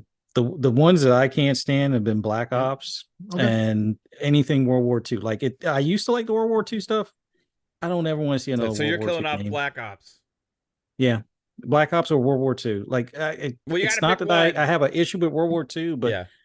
there's just been too many games from the time I started playing on PC. I don't want to see any more World War II anything Yeah. it's ever been a again. Like heavy I've World War had II. my fill. for That's a weird because the other day I lifetime. was just like, man, I want to play a World War II shooter. Jasper, you and I are so similar in that. So, World War II so stuff. Fuzzy, you say World War II, which would fall into the fourth category, or Black Ops? Which one are you killing? Because you have to kill off one. Is it Black Ops or the spin-offs? or any spin-off. Right. Which World War II would be included in there. So Let's go with spin-offs because that Advanced Warfare, I don't think they went too far. Like, So you're getting rid of World War II, like the World of Wars, Vanguard, like Ghost, Advanced Warfare, all those. You can say fuck off. Just focus on. On Black Ops and Modern Warfare and Warzone. Okay. yeah, those are fine by me. Okay. Fair enough. Psycho, you said Warzone. Yeah, I'm fucking killing that bullshit. I can't stand Warzone. I'm sorry for the people that love it. I just can't. I'm just like Pong said, I'm the classics. Give me multiplayer or the campaign. I'm fine with it. I can't do Warzone. It's like it's annoying. It's just fucking annoying to get in there and then you're like, all right, I've been running for fucking 30 minutes, couldn't find And then no one. you meet some And here's a crackhead that sniper. does a 360 spin on you. Yeah, 360 no scopes headshot, and I'm like, really? I've been playing for 30 minutes, didn't find a single person, and here's this goddamn camper with the goddamn sniper, and he did a no scope. Fuck you. Fuck this game. Yo, shout out to Yep. Razor NZ, always coming through with the Right. gifted memberships, man. I just gifted 10 Fun Speculation memberships. Razor Congrats. NZ with the 10 bomb. Let's go. The train is on the roll. 170 more subs this month, and you guys have completed your mission. So let's get going, guys. Let's get going. You guys are great. I want to see so many that I can't even read them off. So let's get this going. 5 bombs, single bombs, whatever you guys got, drop them because we got 170 to go for the month. Let's go. Yeah, 80 more. Y'all are done for the month. Oh, man. Oh, jeez. No, appreciate it. Again, all support here is always appreciated, never expected. Buy You my guys coffee. absolutely I love rock. how Mav has to always back it up. Even though everybody in the chat knows we're joking, but Mav still has to back it up because it's so uncomfortable. It's uncomfortable watching him do it too, because it's so unnatural to any of us. So Yes, it's crazy. that's what it is. You know what I mean? It's just like, Yeah. Hi, everybody. I want to milk you. Whoa. Uh, Whoa. What? Yeah. All of a What? sudden, I hate Xbox, and I'm going to shit on it all the time. And I hope you like that. We're not going to talk about Alan Wake 2 just to get back to what our actual topic is. It's hating Xbox. Let's go. 80 more memberships, and we're done for the month. Now you got to find a random person in the chat to call out and just go off on for like 5 minutes. Yeah. Yeah. Oh, you like Xbox? Why would you like Xbox? Why? Why would you like Xbox? What have they done for you lately? They don't even have any good games. Thanks for the 80 bomb here, guys. You fucking anyways. I can't stand that shit. Let's keep with the program, people. I see a lot of questioning in the chat. Let's just keep with the program. Let's stick with what we got going on here. You know what we're talking about. Don't act that way. Clip it if you have to. I know you guys are out there clipping it. I know you guys are. I know. I ban you and you just create another account and come back and clip some more. That's fine. Buy some of my coffee and then we don't have to have any advertising. Let's go. You know what I can't stand is when you Xbox fanboys come in here and you just lurk to post content about me on X and then you get gifted memberships. I can't stand that. Anyway, I'm sorry. No, you guys, amazing. Thank you again. Ignore the shenanigans. You never picture kill it. Yeah, might kill it. You know, Serb just came up with a great idea. Do you think Kaitlin would be interested in doing a yeast coffee?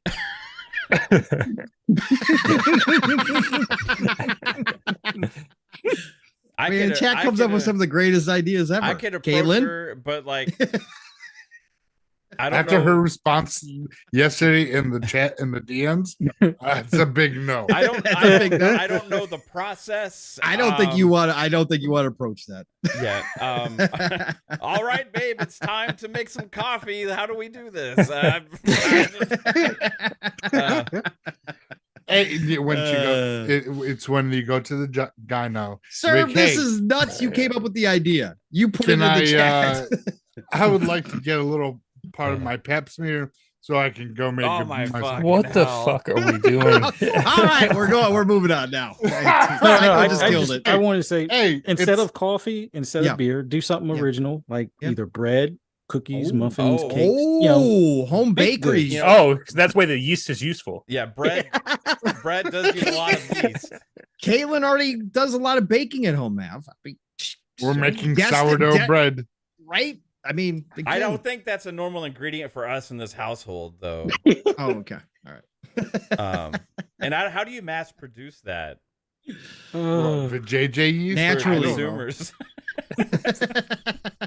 Petri dishes, lots of yeah. petri dishes. I'm sorry, babe. It was Pong and Survey in the chat. This is what's happening. It's not me at all. Oh, jeez, guys, you're gonna get me in trouble. My kill it would be Black Ops.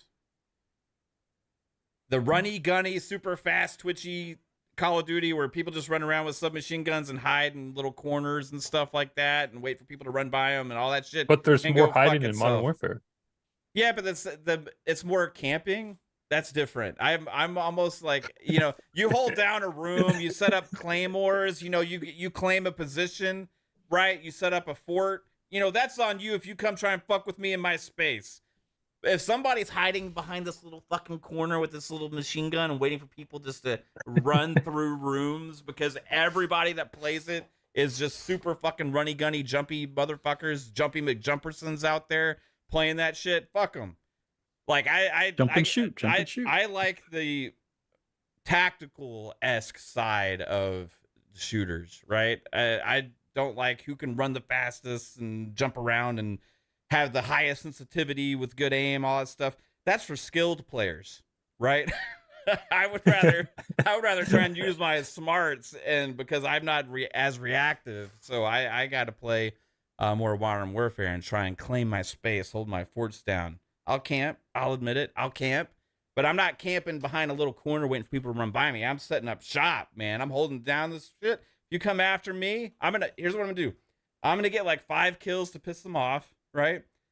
Where they're gonna want to come and have to get me out of my space, and they're gonna run into my traps and shit on the way trying to get here. That's how I love playing cut. That's weird because every time we play Warzone, it seems like every time we get in a gunfight, you just run straight out in open field chasing the guy. It's Warzone. It's Warzone. It's different. Like, Warzone, like, I always get killed when I'm in those situations. Like, standing in the buildings and stuff, they just run in and kill me. I can't do it. I don't understand. Anyway. There's not enough good, like, defensive setups in Warzone to hold down spaces. I'll make that argument for Warzone, but I do love Warzone. I love battle royales. I do. I like them. So I can't get rid of Warzone for that. Modern Warfare, favorite Call of Duty franchise. Can't get rid of that. And if I was to shut off the potential other spinoffs, you're just cutting off the creativity of the brand for the future altogether, in my opinion, like to branch out and try new things. So for me, Black Ops, you got to go. Sorry. Well, I mean, even Black Ops is kind of like experiment with that because like Black Ops 4 was like in the future or whatever and stuff. And that's a good point, but fuck it. And also zombies was always a huge part of Black Ops, and I'm not into zombies also. And also Black Ops was the only one to release a game with no campaign. They just released that bullshit multiplayer only rehash map experience once to milk us all, just like just before Warzone. That was like the lead up to Warzone. Although, Blackout. Yep. Treyarch is an amazing developer, so I'm super excited at their first party now and see what they do. The other aspect, if we do kill Black Ops, does it free Treyarch to make other things? That'd be really cool, right? All right, so we have our next game, everybody. This is going to be Fuck, Marry, Kill. And the people we're choosing from is Xbox Ultimate panelist. Jasper, you're up first. Let's go. I'm not even going to answer that. I'm just kidding. I'm just kidding. I just wanted to see what his reaction would be. That's not the game. Anyway, that would be funny if you answered. I just had to see if you'd actually answer it. Remember, your wife's considered part of the panel. She's the only female.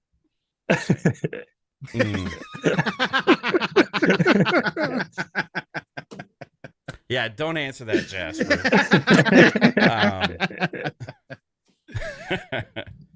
Okay. So well, it looks like Mav's dying. I want to fuck my wife, marry one of the other ones just for tax benefits, and then kill me. That's probably what's going on. I don't know. Fuck this. I just screwed that up. Again, sorry, babe. All right, Frankenstein. This is our next game. We're going to make a game, guys. It is that time of the season. We are going to Frankenstein up a motherfucking game between us, okay? So here's how it's going to go. Oh, you just Kate just opened the stream again. Oh, don't listen back for the last 10 minutes, babe. Just please. All right, so what we're going to do here is I have my notepad up somewhere here. Oh shit, I fucked this up. We're gonna create a monster. It's gonna be a game. It's gonna be a game franchise, a brand new game. Okay, and we're gonna go around. Okay, and I have all of us here on this list in front of me, and I'm gonna spin it, and when it lands on you, you're gonna have to pick the first component, okay? And I'll tell you what that component is as we go down. So, like, For example, there will be like somebody has to choose the brain. Okay, the brain of Frankenstein is the head of the studio. Okay, so as we're playing basically like fantasy football here for different aspects of a game, and this can be from anything out there. So you can go any developer, any like genre, all these different things, and I'll run it down and explain it as we go. Pong, you're muted. I know you're talking shit right now, but No, I'm not muted okay at all. I All didn't right. even. You just mouth what the fuck? Yeah, Oh, yeah, okay. yeah. All right, that's fine. Good. So first off, we're gonna choose the brain. The brain is the head of the studio. Okay, this is going to be like the main person in charge. For example, like a Todd Howard type individual. Okay, Yep. so I'm gonna roll a spin, and whoever name that lands on is going to choose the brain. Okay. And it's going to be Jasper. Jasper, who is the head honcho in charge of this game? Does it have to be Xbox people? Why is there clapping? Is there a way to turn off the sound? Okay. Well, I don't. It doesn't just have to it be. can be anybody, but it is going to be an Xbox game. Vince Zampella. Okay. I feel like All you get a lot of creative potential there, variety, so people can build off that. So the Vincent Pella is going to be the head of this studio. Okay. Next up. Oh, I got it. Hold on. I got to get rid of Jasper's name on here. Is there a way to turn off the sound on this thing? I gotta re-roll because Jasper's name is on it. We don't see it on. I don't know if the stream can hear, but yeah, we don't see it. I'll put it up. I'll put it up here. So that way they understand where the sound's coming from. All right.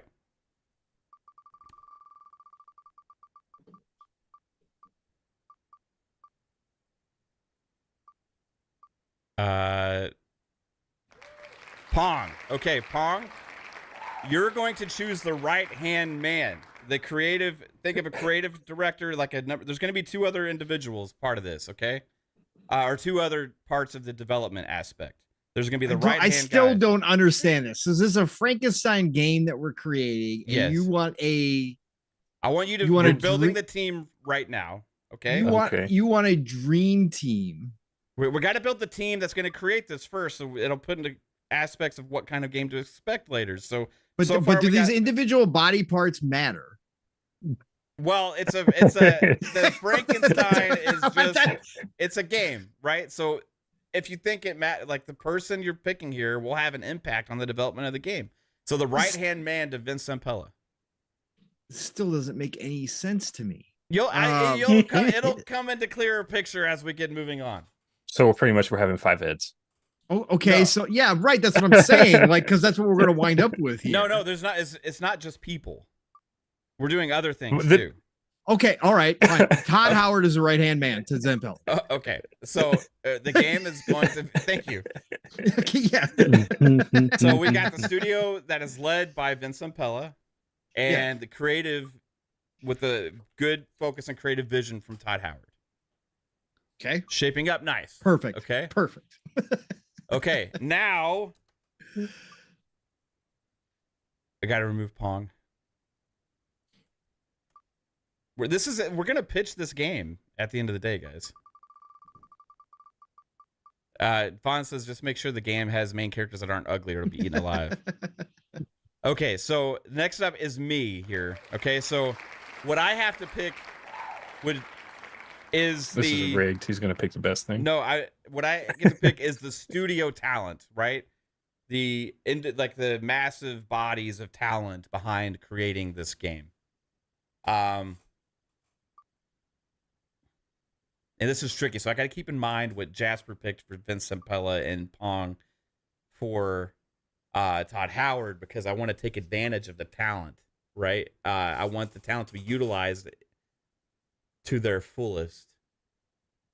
So who do I think is the most capable, talented studio that... And this would depend what type of game it is, though. Well, that's what we're going to find out. That's what's going to be fun about this, because... It's going to end up on Fuzzy's Big. I want to race studio before you know what type of game. That's why it's a Frankenstein. That's why it's a Frankenstein. Oh, okay. All right. So this is going to wind up dance game, rhythm game. I want a at mobile the end of the card day. game.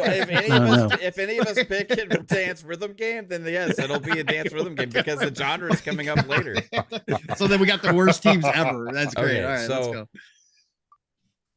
Oh man, who do I want to be the studio behind this? The talent wise, I could do everything. Platinum Games. No. This is a tough decision, guys. Todd Howard, Vincent Pella. I got an idea, but We're gonna let Mav Frankenstein. I'm gonna say Coalition. Go with the Coalition. okay. Why, Pong? What's that face? Like they don't think that Coalition could do something under Todd Howard and Vincent. Yeah, but it depends what type of game it is. I do think that is a decent pick for those two people. Like it is. Yeah. That's okay. All right, let's roll with it. I would have picked another Xbox studio, but that is a solid pick. Who would you have picked? Obsidian. Obsidian. Yeah. Oh, that would have been a good one. Yeah, Or but that's fine. No, you got Coalition Blizzard up your would have map, been so let's good, roll. too. Yeah, Coalition. Let's roll. All right. Coalition is good. They know what they're doing when it comes to third person. They know what Choose they're the doing. Gollum Unreal. studio. No, I want the studio that did the King Kong. Who did that? Yeah. Oh god. No. All right, so we're gonna roll here. Yeah, Rockstar would have been a better one too. Ooh, Rockstar. Fuck me. I should have said Rockstar. Okay. Anyway, it's too late. Your game would have been 20 years in the making. Yeah. All right. It doesn't matter. There was no time limit here. Fuzzy, you're up. You were picking the engine. Ooh. This is the heart. Okay, so far we picked the brain, the right hand, the left hand. Now we're at the heart. Okay. I mean, and you guys are gonna probably hate me for it, considering that Todd is mixed in here as well. But you pick Coalition, and Right. we all know what Coalition is famous for, or Yep. what engine they're That's famous what for. makes it using. interesting. It's just shaping as we go along based on the decisions that we make. So we're using split space. No, I wouldn't really want to go Unreal, but if you got Coalition and you got Simpella, which she's used Unreal as well before, I would say go with Unreal. But damn, that means we're going to miss out on stuff that would be in creation. It doesn't matter. Overall, Todd would just have to realize he can't have a billion things he can pick up. Keep in mind, and be persistent. Fuzzy, if you want to go with Creation Engine, Todd Howard is kind of a master with that as well, right? So like you would have some education to go along the way, but here's just have to do an educational course for a year. Well, no, here's the thing I would want. I would want Creation Engine 2, but use MetaHuman from Unreal if possible. So a monster engine. Okay. So the characters, the character models, things like that will be Unreal based, or at least modeled in Unreal and imported into Creation 2. With Meta. Creation Engine 2 with Meta from Unreal. Yeah. MetaHumans. Okay. The Unreal Creation Engine, exactly. Yeah, so to connect, Todd gets his way at the end of the day. Love it. All right. Next is Psycho, because he's the last one to pick on so far. Now we'll get back to everybody. Don't sound so enthused. Is this the penis of Frankenstein? This is the guts. This is the stomach, right? This is basically like the meat and potatoes, right? The genre. What was Fuzzy's body part? The heart. Oh, okay. The heart is what keeps it beating, so it's the engine that makes everything work, right? So the stomach is the genre, and on our Frankenstein Psycho, you get to pick the genre. Like, what is the genre of this game made by Vincent Pella, Todd Howard, developed by the Coalition, with a monster mash of Creation Engine 2 and Unreal? What is the game? Candy Crush spinoff. Don't fuck us, bro. I know you want to seriously derail this right now. That's why I'm laughing. All right. Because I have say whatever you want. Whatever it is, it's fine. He's gonna say a farming simulator.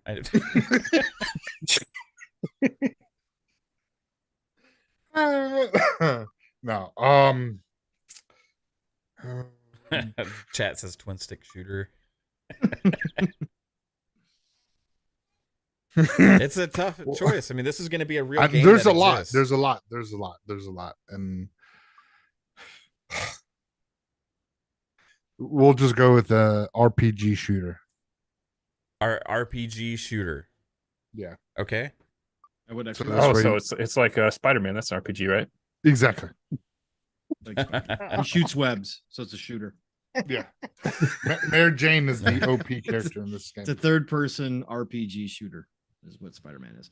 RPG shooter. Okay, so That actually works. all right, yeah. I mean, Starfield. You know, Zampella. They're both and you got shooter. You know, Zampella. you got so it's a mixture of like Zampella Zampella mechanics, yeah. with Todd Howard's RPG-ness. Yes. All right, That would work. love Yeah, it. that works. If they didn't kill each other first, it would work. Yeah. You know what I was gonna pick? What? I was gonna pick City Builder. Oh my god. Jesus Christ. So Who knows? It could be the greatest city builder ever. We have mechs invading. It could be all sorts Right? of craziness, right? two of us, But are- not on this planet. On 1,000 planets. Yeah, 1,000. You have to build cities across 1,000 worlds in this. two of us are great. gonna get more input into this game than anybody else because there's only Oh, two okay. categories left. Okay. So I hope it's Psycho twice. we'll find out. We're about to find out.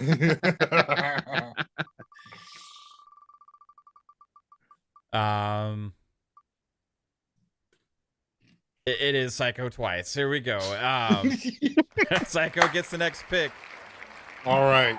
The next What pick is is it? the setting for your RPG shooter. What is the setting? Like, is it space? Is it Oh, whatever? You know what I mean? Is it like fantasy, like medieval? Like what's the setting? When and where World does War it take II. place? World War II. Okay. RPG shooter set in World War II. Okay. oh yeah. That's So we got pretty awesome, actually. so we got Well, some, Fuzzy- we Fuzzy got a hates little Wolfenstein in there. So all right, let's go. An alternate universe, World War II. Yeah, right. Okay. Now this last option is gonna just throw a little bit of a twist on everything. Multiplayer or single player? Ooh, I didn't think of that. No, but that's kind of included with the thought of this. Okay. Okay. All right. And this is the last thing to shape this game, Mm-hmm. and I get to pick it. Of course. Rigged. It's on the screen. It's not rigged. It's rigged. The last thing is Yeah. subgenre. Like, this is gonna be a mixed genre game. Okay. So it's a World War II RPG You already kind of got shooter. a. Okay. well, But I it's mean, several but it's RPG actually a shooters. racer. It's a car battler. It's a car PG shooter. Yeah. We're bringing back Road Rash, everybody, in RPG fashion. Let's go. In World War II setting. In World War II with tanks. It's gonna be great. In the Model A. Okay, the subgenre. Takes place in the future. Anime. Oh, Anime? what in the? Oh, Is that a Even though subgenre or an creation- art style? We don't What even is know this creation. art And so wait. We're using metahuman to create anime characters. How the fuck is that gonna work, bro? World War II characters. really realistic anime characters. What? It'll be like those TikTok videos of like Dragon Ball fighters. I just They had have- to derail it on the last one. You want me to redo that? I will. Like, Yeah, because that doesn't work. You Is didn't that do a, the assignment a correctly. subgenre or an art style? you could. Yeah, really, that's more of an art Okay, style. JRPG. You're right. Actually, guy. JRPG. Yeah, why? JRPG shooter. Yes, Okay. that's been done. That's been done in the Yes. past. There has been. Oh, I mean, VATS. But It's kind of. no. I mean, use a JRPG shooter or is it turn? I was thinking turn based in my head. Sorry. Yeah. All right. So I'll actually be serious here, guys. Oh Romance. God, this is gonna be romance. Dating sim. Shower Daddy 2. RPG, JRPG. Exactly, Rayoid. Okay. I'm gonna say. Oh God. Okay.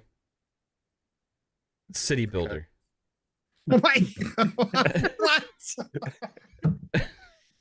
First person. First person RPG shooter, city shooter from builder. World War II. What the fuck? I'm just what Psycho What said the before. fuck? You're just There- think So about wait. it. You're building your World War II city in this RPG shooter. As somebody's world. blowing it up. That I mean, there was a World War II like kind of city builder game that was in first person where like after the bomb drop you go in and like clear out all the rubble and then like build a house Right. back. So But meanwhile, you're also going to be shooting people.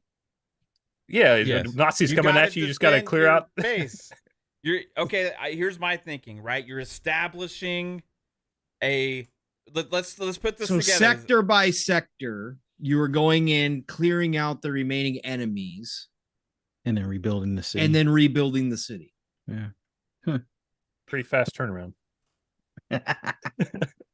Okay. You're setting up defenses. You're establishing. Wait, now we have forts. tower defense. Well, okay, so should I say instead of city builder, should I say like strategy, like building? Like I'm thinking of like the RTS building up your base elements, right? That to build, but I want it to expand it because I'm thinking of this in this World War II setting that we have with all this stuff about potentially setting up a.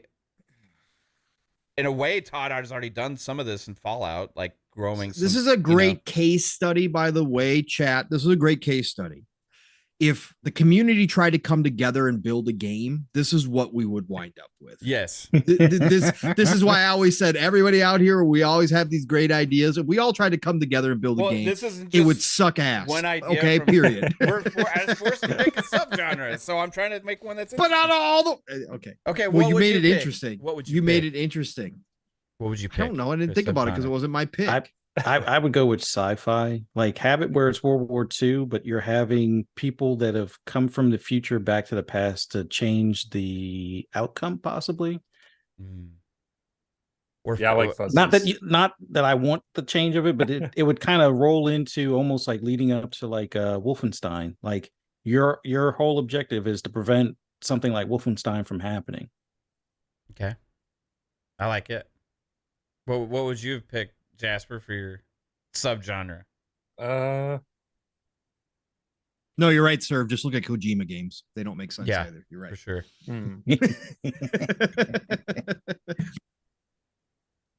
alternate World War II that's not actually World War II as we know it, but it's a World War II in another like universe on another planet.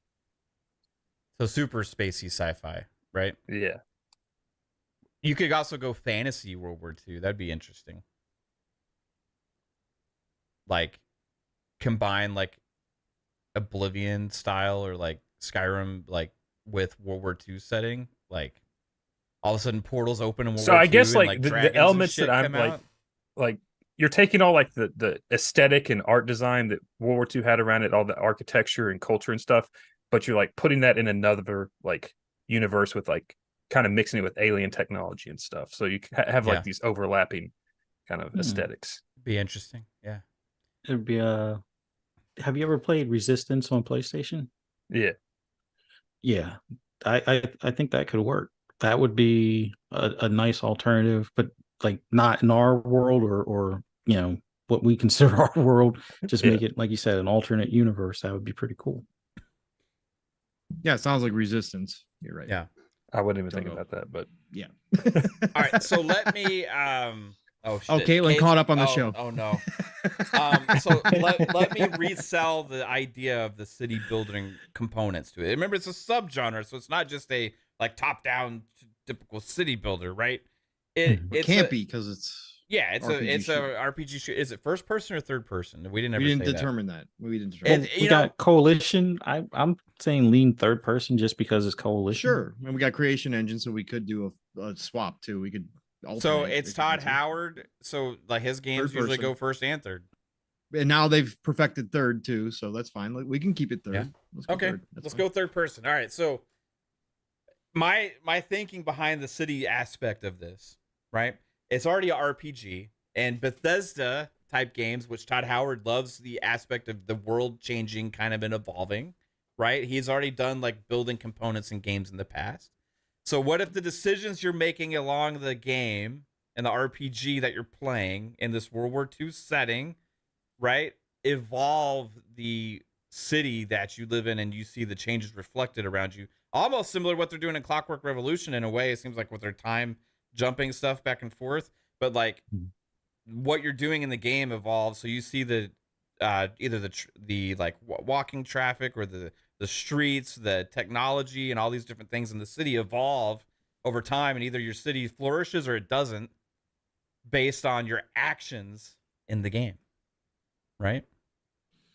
That'd be I would pretty tie cool. that to a skill tree system in which you could focus on, right? Because you're gonna have the RPG aspect. So I think that it should also be determined by what you focus on. If you focus on more leadership, you move up the ranks and control more of the city building.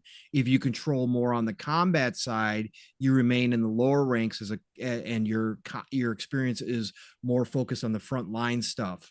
Whereas the city then generates based upon AI or based upon the systems in place. And you can take a role path within that, right? Which way you want to go, which way you want to focus your gameplay on. Yeah. Do you want your city to evolve into this, or do you want your city to evolve into this? Right. Yeah. Right. Or do you want to have And if more you're in the control combat- over the city? And what Right. if this stuff that the city, what if it's based on the technology that's created for you to use in the game? Mhm. So your choices that reflect on the city also creates benefits back to you as a player, and your actions and the guns that you use and all those kind of things as well, Mhm. like in your abilities.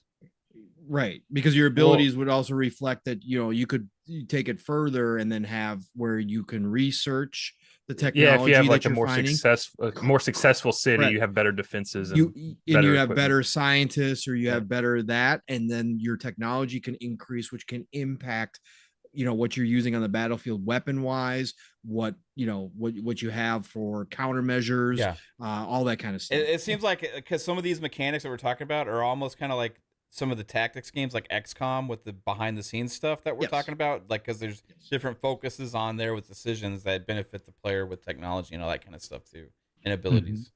Mm-hmm. Mm-hmm. I think honestly, guys, we've created a new successful hit game franchise. We just have to think of a name. Pitch it. We just got to get Zampella on board, because everything else Xbox is covered for. We just say the Xbox just got to send Zampella that check and say, hey. Well, if you're doing wanna like a run city ABK builder, and- like you could go super focused and just have like it take place in one city, like, or you could do like something grander, like have multiple cities across Europe or whatever. Like, Yeah. it depends on where you want to do that. If you want to Mhm. name it. Yeah. So the name, where would it be, like, for World War II?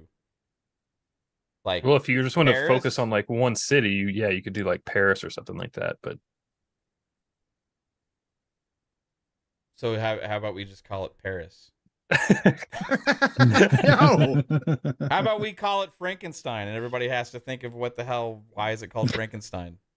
cities on the Western Front. Cities on the Western Front. That sounds like a book that I would never want to read.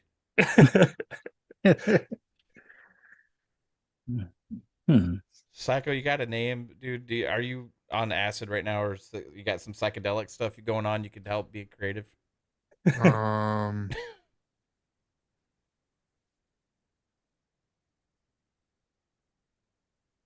Okay. Bullet scraper. Bullet scraper. Yeah. That get the sounds like a shooting people to- can fly game. to get the shooting and the skyscraper, so the building aspect. Bullet scraper. Bullet scraper. War torn. Ooh, War war torn. torn. Mhm. Oh, Common phrase. That's probably taken. It's probably taken. But I like that though. Yeah. Cities war lines. Way to go, Rayoid. I like that one. I like always at war. I like Steel war Wars. torn Hooded Canuck. I like that one. Steel Wars. That's because like you're in war and like it's kind of tearing up your city and stuff. You know what I mean? Like, and also you could also reflect that on the character himself. You know? Yeah. War torn. Do you guys like war torn?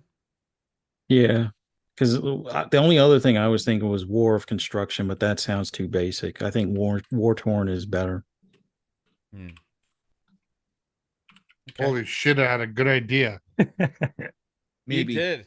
I like it, man. Yeah, it's not. Okay. No, it's not taken. There's no video game called War Torn. Woohoo! Let me see. Wait, hold on. There is one. But Yeah, it's abandoned. But it's abandoned. Okay. So there was a War Torn on Windows back in the day. It was a strategy game.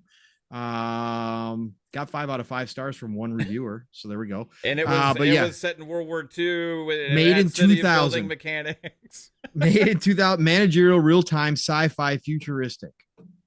Wow! Wow!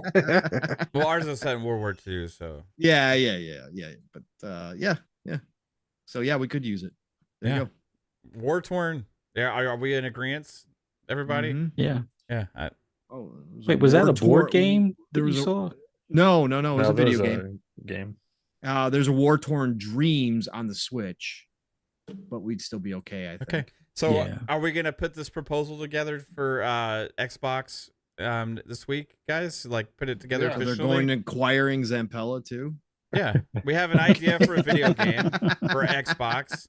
You just need to convince Vince Zampella to get on board and offer him a huge position, maybe to run ABK, and then somehow him and Todd work together to make Some this people with in the chat Coalition. are happy with it. Actually, Yeah, So y'all yeah. like this game? Yeah, so some guys? people, Duke Togo, Hooded Canuck, we're all on board here. I like it. Yeah. It's going to be like the Three- next Star Citizen where you have to raise $700 million and it never comes out. Yeah, it's always in 3-bit. beta. Let's start a Kickstarter, guys. We already have an animator on this panel. We can get 3-bit involved to put us a little demo together. He's used it on could. Unreal Engine 5. Yeah. We've seen his meta work. Mm-hmm. Yeah, we've seen it. Yeah, it's amazing. Mav turned out an Asian. Understandable. Just to recap, our Frankenstein game that we put together is ran and overseen. The studio head is overseeing this new studio is Vince Zampella, with the creative director visionary behind a lot of the elements here is Todd Howard, with the development support and the full might of the coalition at their disposal. Mm-hmm. Made in the Creation Engine 2, but with metahuman faces from Unreal. And it is a RPG shooter set in World War II with city building mechanics. There we go. Hmm. There we go. And city building evolution. I'll say that. Mm-hmm. Mm-hmm. Yeah. Love it. All right. Love it. Love it. That's the So game. it needs some refinement. And if it's we actually called pitched it. War Torn. Yes. We have the most name. importantly, War Torn. All right. War torn. I'll set up the meeting with Todd and Vince, and Yeah. you guys. But I guess I get Matt. We Booty. gotta get 3-bit on it. We got to get Matt Booty and Sarah Bond involved with this too, because they got to get everybody. It's Hey, gonna we could get an ID at Xbox easy. budget Yeah. about like 750 million. Is that fair? That's on you. Whatever you got, Oof. Mav. I don't think Fuzzy's tapping into the funds, the retirement funds. I'm gonna need you guys Let's get those membership train rolling. Let's fund Tortorn. Let's just fund it through you. Screw Kickstarter. Let's fund it through YouTube memberships. All right, let's go. Yeah. Anyway, all right, that's gonna do it for the show tonight, guys. It was a fun episode. Go Rangers, go Mavs. They both won tonight in glorious fashion. But yeah, it was blast. We had a lot of fun discussions here. Real quick, Mav, we talked about it last night with the partner preview. And we talked about Ark last night. Yeah. Guess what became the #1 selling game on Steam today? Ark Survival Ascended. Yep. Wow. Yep. That is crazy, dude. Yep. There's an Ark fan base out there, and it is ravenous. More than Alan Wake? Interesting. Yeah, #1 on Steam. Wow. I don't even see. Alan Wake isn't on Steam. No, it's not on not? Steam. Okay. Yeah, Alan's was it Epic? No. Oh, that's right. Epic Games. Yeah, Store. Epic. Yeah. So Ark's #1, City Skylines is #2 today. And then Spider-Man Remastered and Miles Morales are 3 and 4. So to be expected with the hype. So, but yeah, Ark Ascended #1. Damn. Nice. Crazy. Yep. Ark Ascended similar to the game we just created. Totally. Mate, it's got It's got shooters. It's got city building to it. Just different setting. Yeah, some dinosaurs instead of World War II. You know, it's World War II dinosaurs. No story really. Also, that whole thing. All right, let's get everybody out of here. Psycho, thanks for choosing the name to our new hit franchise. Yeah, I'm glad to be a part of our new video game, and we'll see you on the Metacritic getting 96s. But no, I have a vision. No, thanks everyone for coming out tonight, and have a safe and joyous Halloween. That's in what, 2-3 days. So be safe out there if you got little ones. Make sure always check the candies. Make sure there's no needles and razor blades in the candy. So be careful. But yeah, you can find me everywhere on social media. Psychonauts, Mondays, Tuesdays, and Fridays on the shows at 10 o'clock. And have a great night. Thank you. Yeah. Thanks, Psycho. Appreciate you, bro. Fuzzy Belvedere, where can everybody find you, sir? Just want to thank you for having me on. Always awesome being on here with you guys and everybody in the chat for interacting with us. For those that want to, hear my rambles and rants on anything gaming related, just follow me on the app formerly known as Twitter at Fuzzy_Belvedere. Shop podcast tomorrow with me, Pong, PTK Blam on PTK Blam's channel. And I believe we have Slow-Mo Backslap on tomorrow, 9 p.m. Eastern Standard Time. And then look forward to seeing everybody here back for FSP on Monday at 10 p.m. Eastern Standard Time right here on this channel. Look forward to seeing you then. Right on, man. I appreciate you, Fuzz. Jasper, where can everybody find you, sir? Yo, check it out. Lore Jasper on Twitter, Lore Master Jasper on YouTube, all that fun stuff. And then it's 10 o'clock right here, Monday, Tuesday, and Friday on the Fun Speculation Network with FSP, Fun Pop, and Xbox Ultimate. And remember, for Fun Pop, watch Hereditary and Loki. We're going to be talking about that, I'm sure, because that was a pretty big episode. So if you all care about that, watch Fun Pop this week. Yeah, we're going to have a lot of speculation about Loki on Tuesday, for sure. Pong Soul, sir, thank you for being here as always. Of course. And where can everybody find you, sir? Can I ask what inundated is? When you were gone? Yeah, When you were gone, I saw it when I came back. I was like, what were you trying to say? Was going to say insinuated. But he said reunited. He said reinnuated. Reinnuated. Yeah. Okay, I got it. Okay, so that was a new word that was established here. It sounds good. Reinnuated. I like this. I like. Yeah. Word. Now that I know how it was pronounced. Yeah, I actually do kind of like that word. Maybe that should be the name of the game. Reinnuated. Reinnuated. I just looked it up. There is no word. Okay. All right, cool. It means rebuilding cities after. Yeah, right. It'll be a part of our game. We'll use it as a mechanic. That's what we'll do. We'll come up with something new mechanic and call it that. Anyways, everybody, brothers, it was a great night. Lots of laughs, which is always one of the best parts about our Friday nights, but loved hearing you guys' thoughts on some of the topics this week that I haven't heard from you guys. So awesome chat. You guys were absolutely incredible tonight. Thank you for coming out and enjoying the show with us. You guys are a part of it too. Thank you for being here. But otherwise, you guys know the drill. Pongsoul on X, formerly known as Twitter. Pongsoul on the Xbox. And then, of course, tomorrow morning, it's starting. It is going to be Living Split Screen, 10 a.m. Eastern, 9 o'clock Central Time. My brother from another Steel Rain and I got a lot of conversation to have. I haven't talked to him all week. I know he's been chomping at the bit to get in on some of these topics that have been going on. Some of the stuff that's happened is stuff that we've talked about there as well over the past 2 years. So join us tomorrow morning. It's going to be a fun time. Buckle up and get ready for Living Split Screen. And then Fuzzy said it already, but I'll say it again. The Shop Podcast, best place to end your Saturday night over on PTK Blam's channel, 9 p.m. Eastern, 8 o'clock Central Time. Blam, Fuzzy, myself, and the one and only Slow-Mo Backslap. Always great conversations with him. So join us tomorrow night for the Shop Podcast. Next week starts all over again. Double Barrel Gaming is the channel. Mr. Boomstick is the man for all good things green. And that's every Tuesday. Xbox Factor Podcast, 12 p.m. Eastern, 11 o'clock Central Time. And then, of course, Thursday, right back here for another episode of PM in the PM. Pong and Mav in the PM every Thursday night, 7 p.m. Eastern, 6 o'clock Central Time, where I get to take the lead chair and we get to catch up on our week, but we talk all the latest news. And next week is going to be no different. I'm sure we'll have some more crazy stuff come out because that's the way it's been. Call of Duty campaign. Correct, sir. But next Friday, be here for Xbox Ultimate too, because we're going to have that BlizzCon. And from what Jez is saying, it's going to be an Xbox show, part of it at least. So we're going to have lots to talk about next week right here on Xbox Ultimate next Friday night. Otherwise, it is the golden age of gaming, people. Get out there. There is a billion games to play right now. Enjoy it. Have a great weekend. Play what you love. Love what you play. And I'm going to talk to you tomorrow morning in about 9.5 hours. We'll see you then.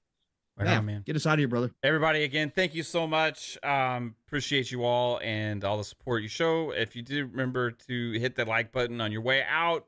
Share it out, sub, notification bell, all that cool stuff. Greatly appreciate it. Helps us grow. Also, audio listeners out there as well. I appreciate each and every single one of you guys for tuning in to all of our content. We'll be back for FSP and Fun Pop Mondays and Tuesdays, and then back on PM in the PM Thursday and Xbox Ultimate Friday, but also maybe you'll see a stream or two this weekend, maybe over late nights or something like that. We'll have some fun hanging out here. We'll see if there's any more surprise news drop. And remember, don't forget about BlizzCon on November 3rd, because it could be exciting. Friday, Saturday. Yep. Just because we're not live doesn't mean the membership train stops. Just got to keep it going. Right on. Hey, go give a membership over to Jasper's channel. He's monetized now. Jasper is. Yeah. This guy. I just need 1,000 memberships. All right. Appreciate you guys. I'll have a good night. Peace out. Good night.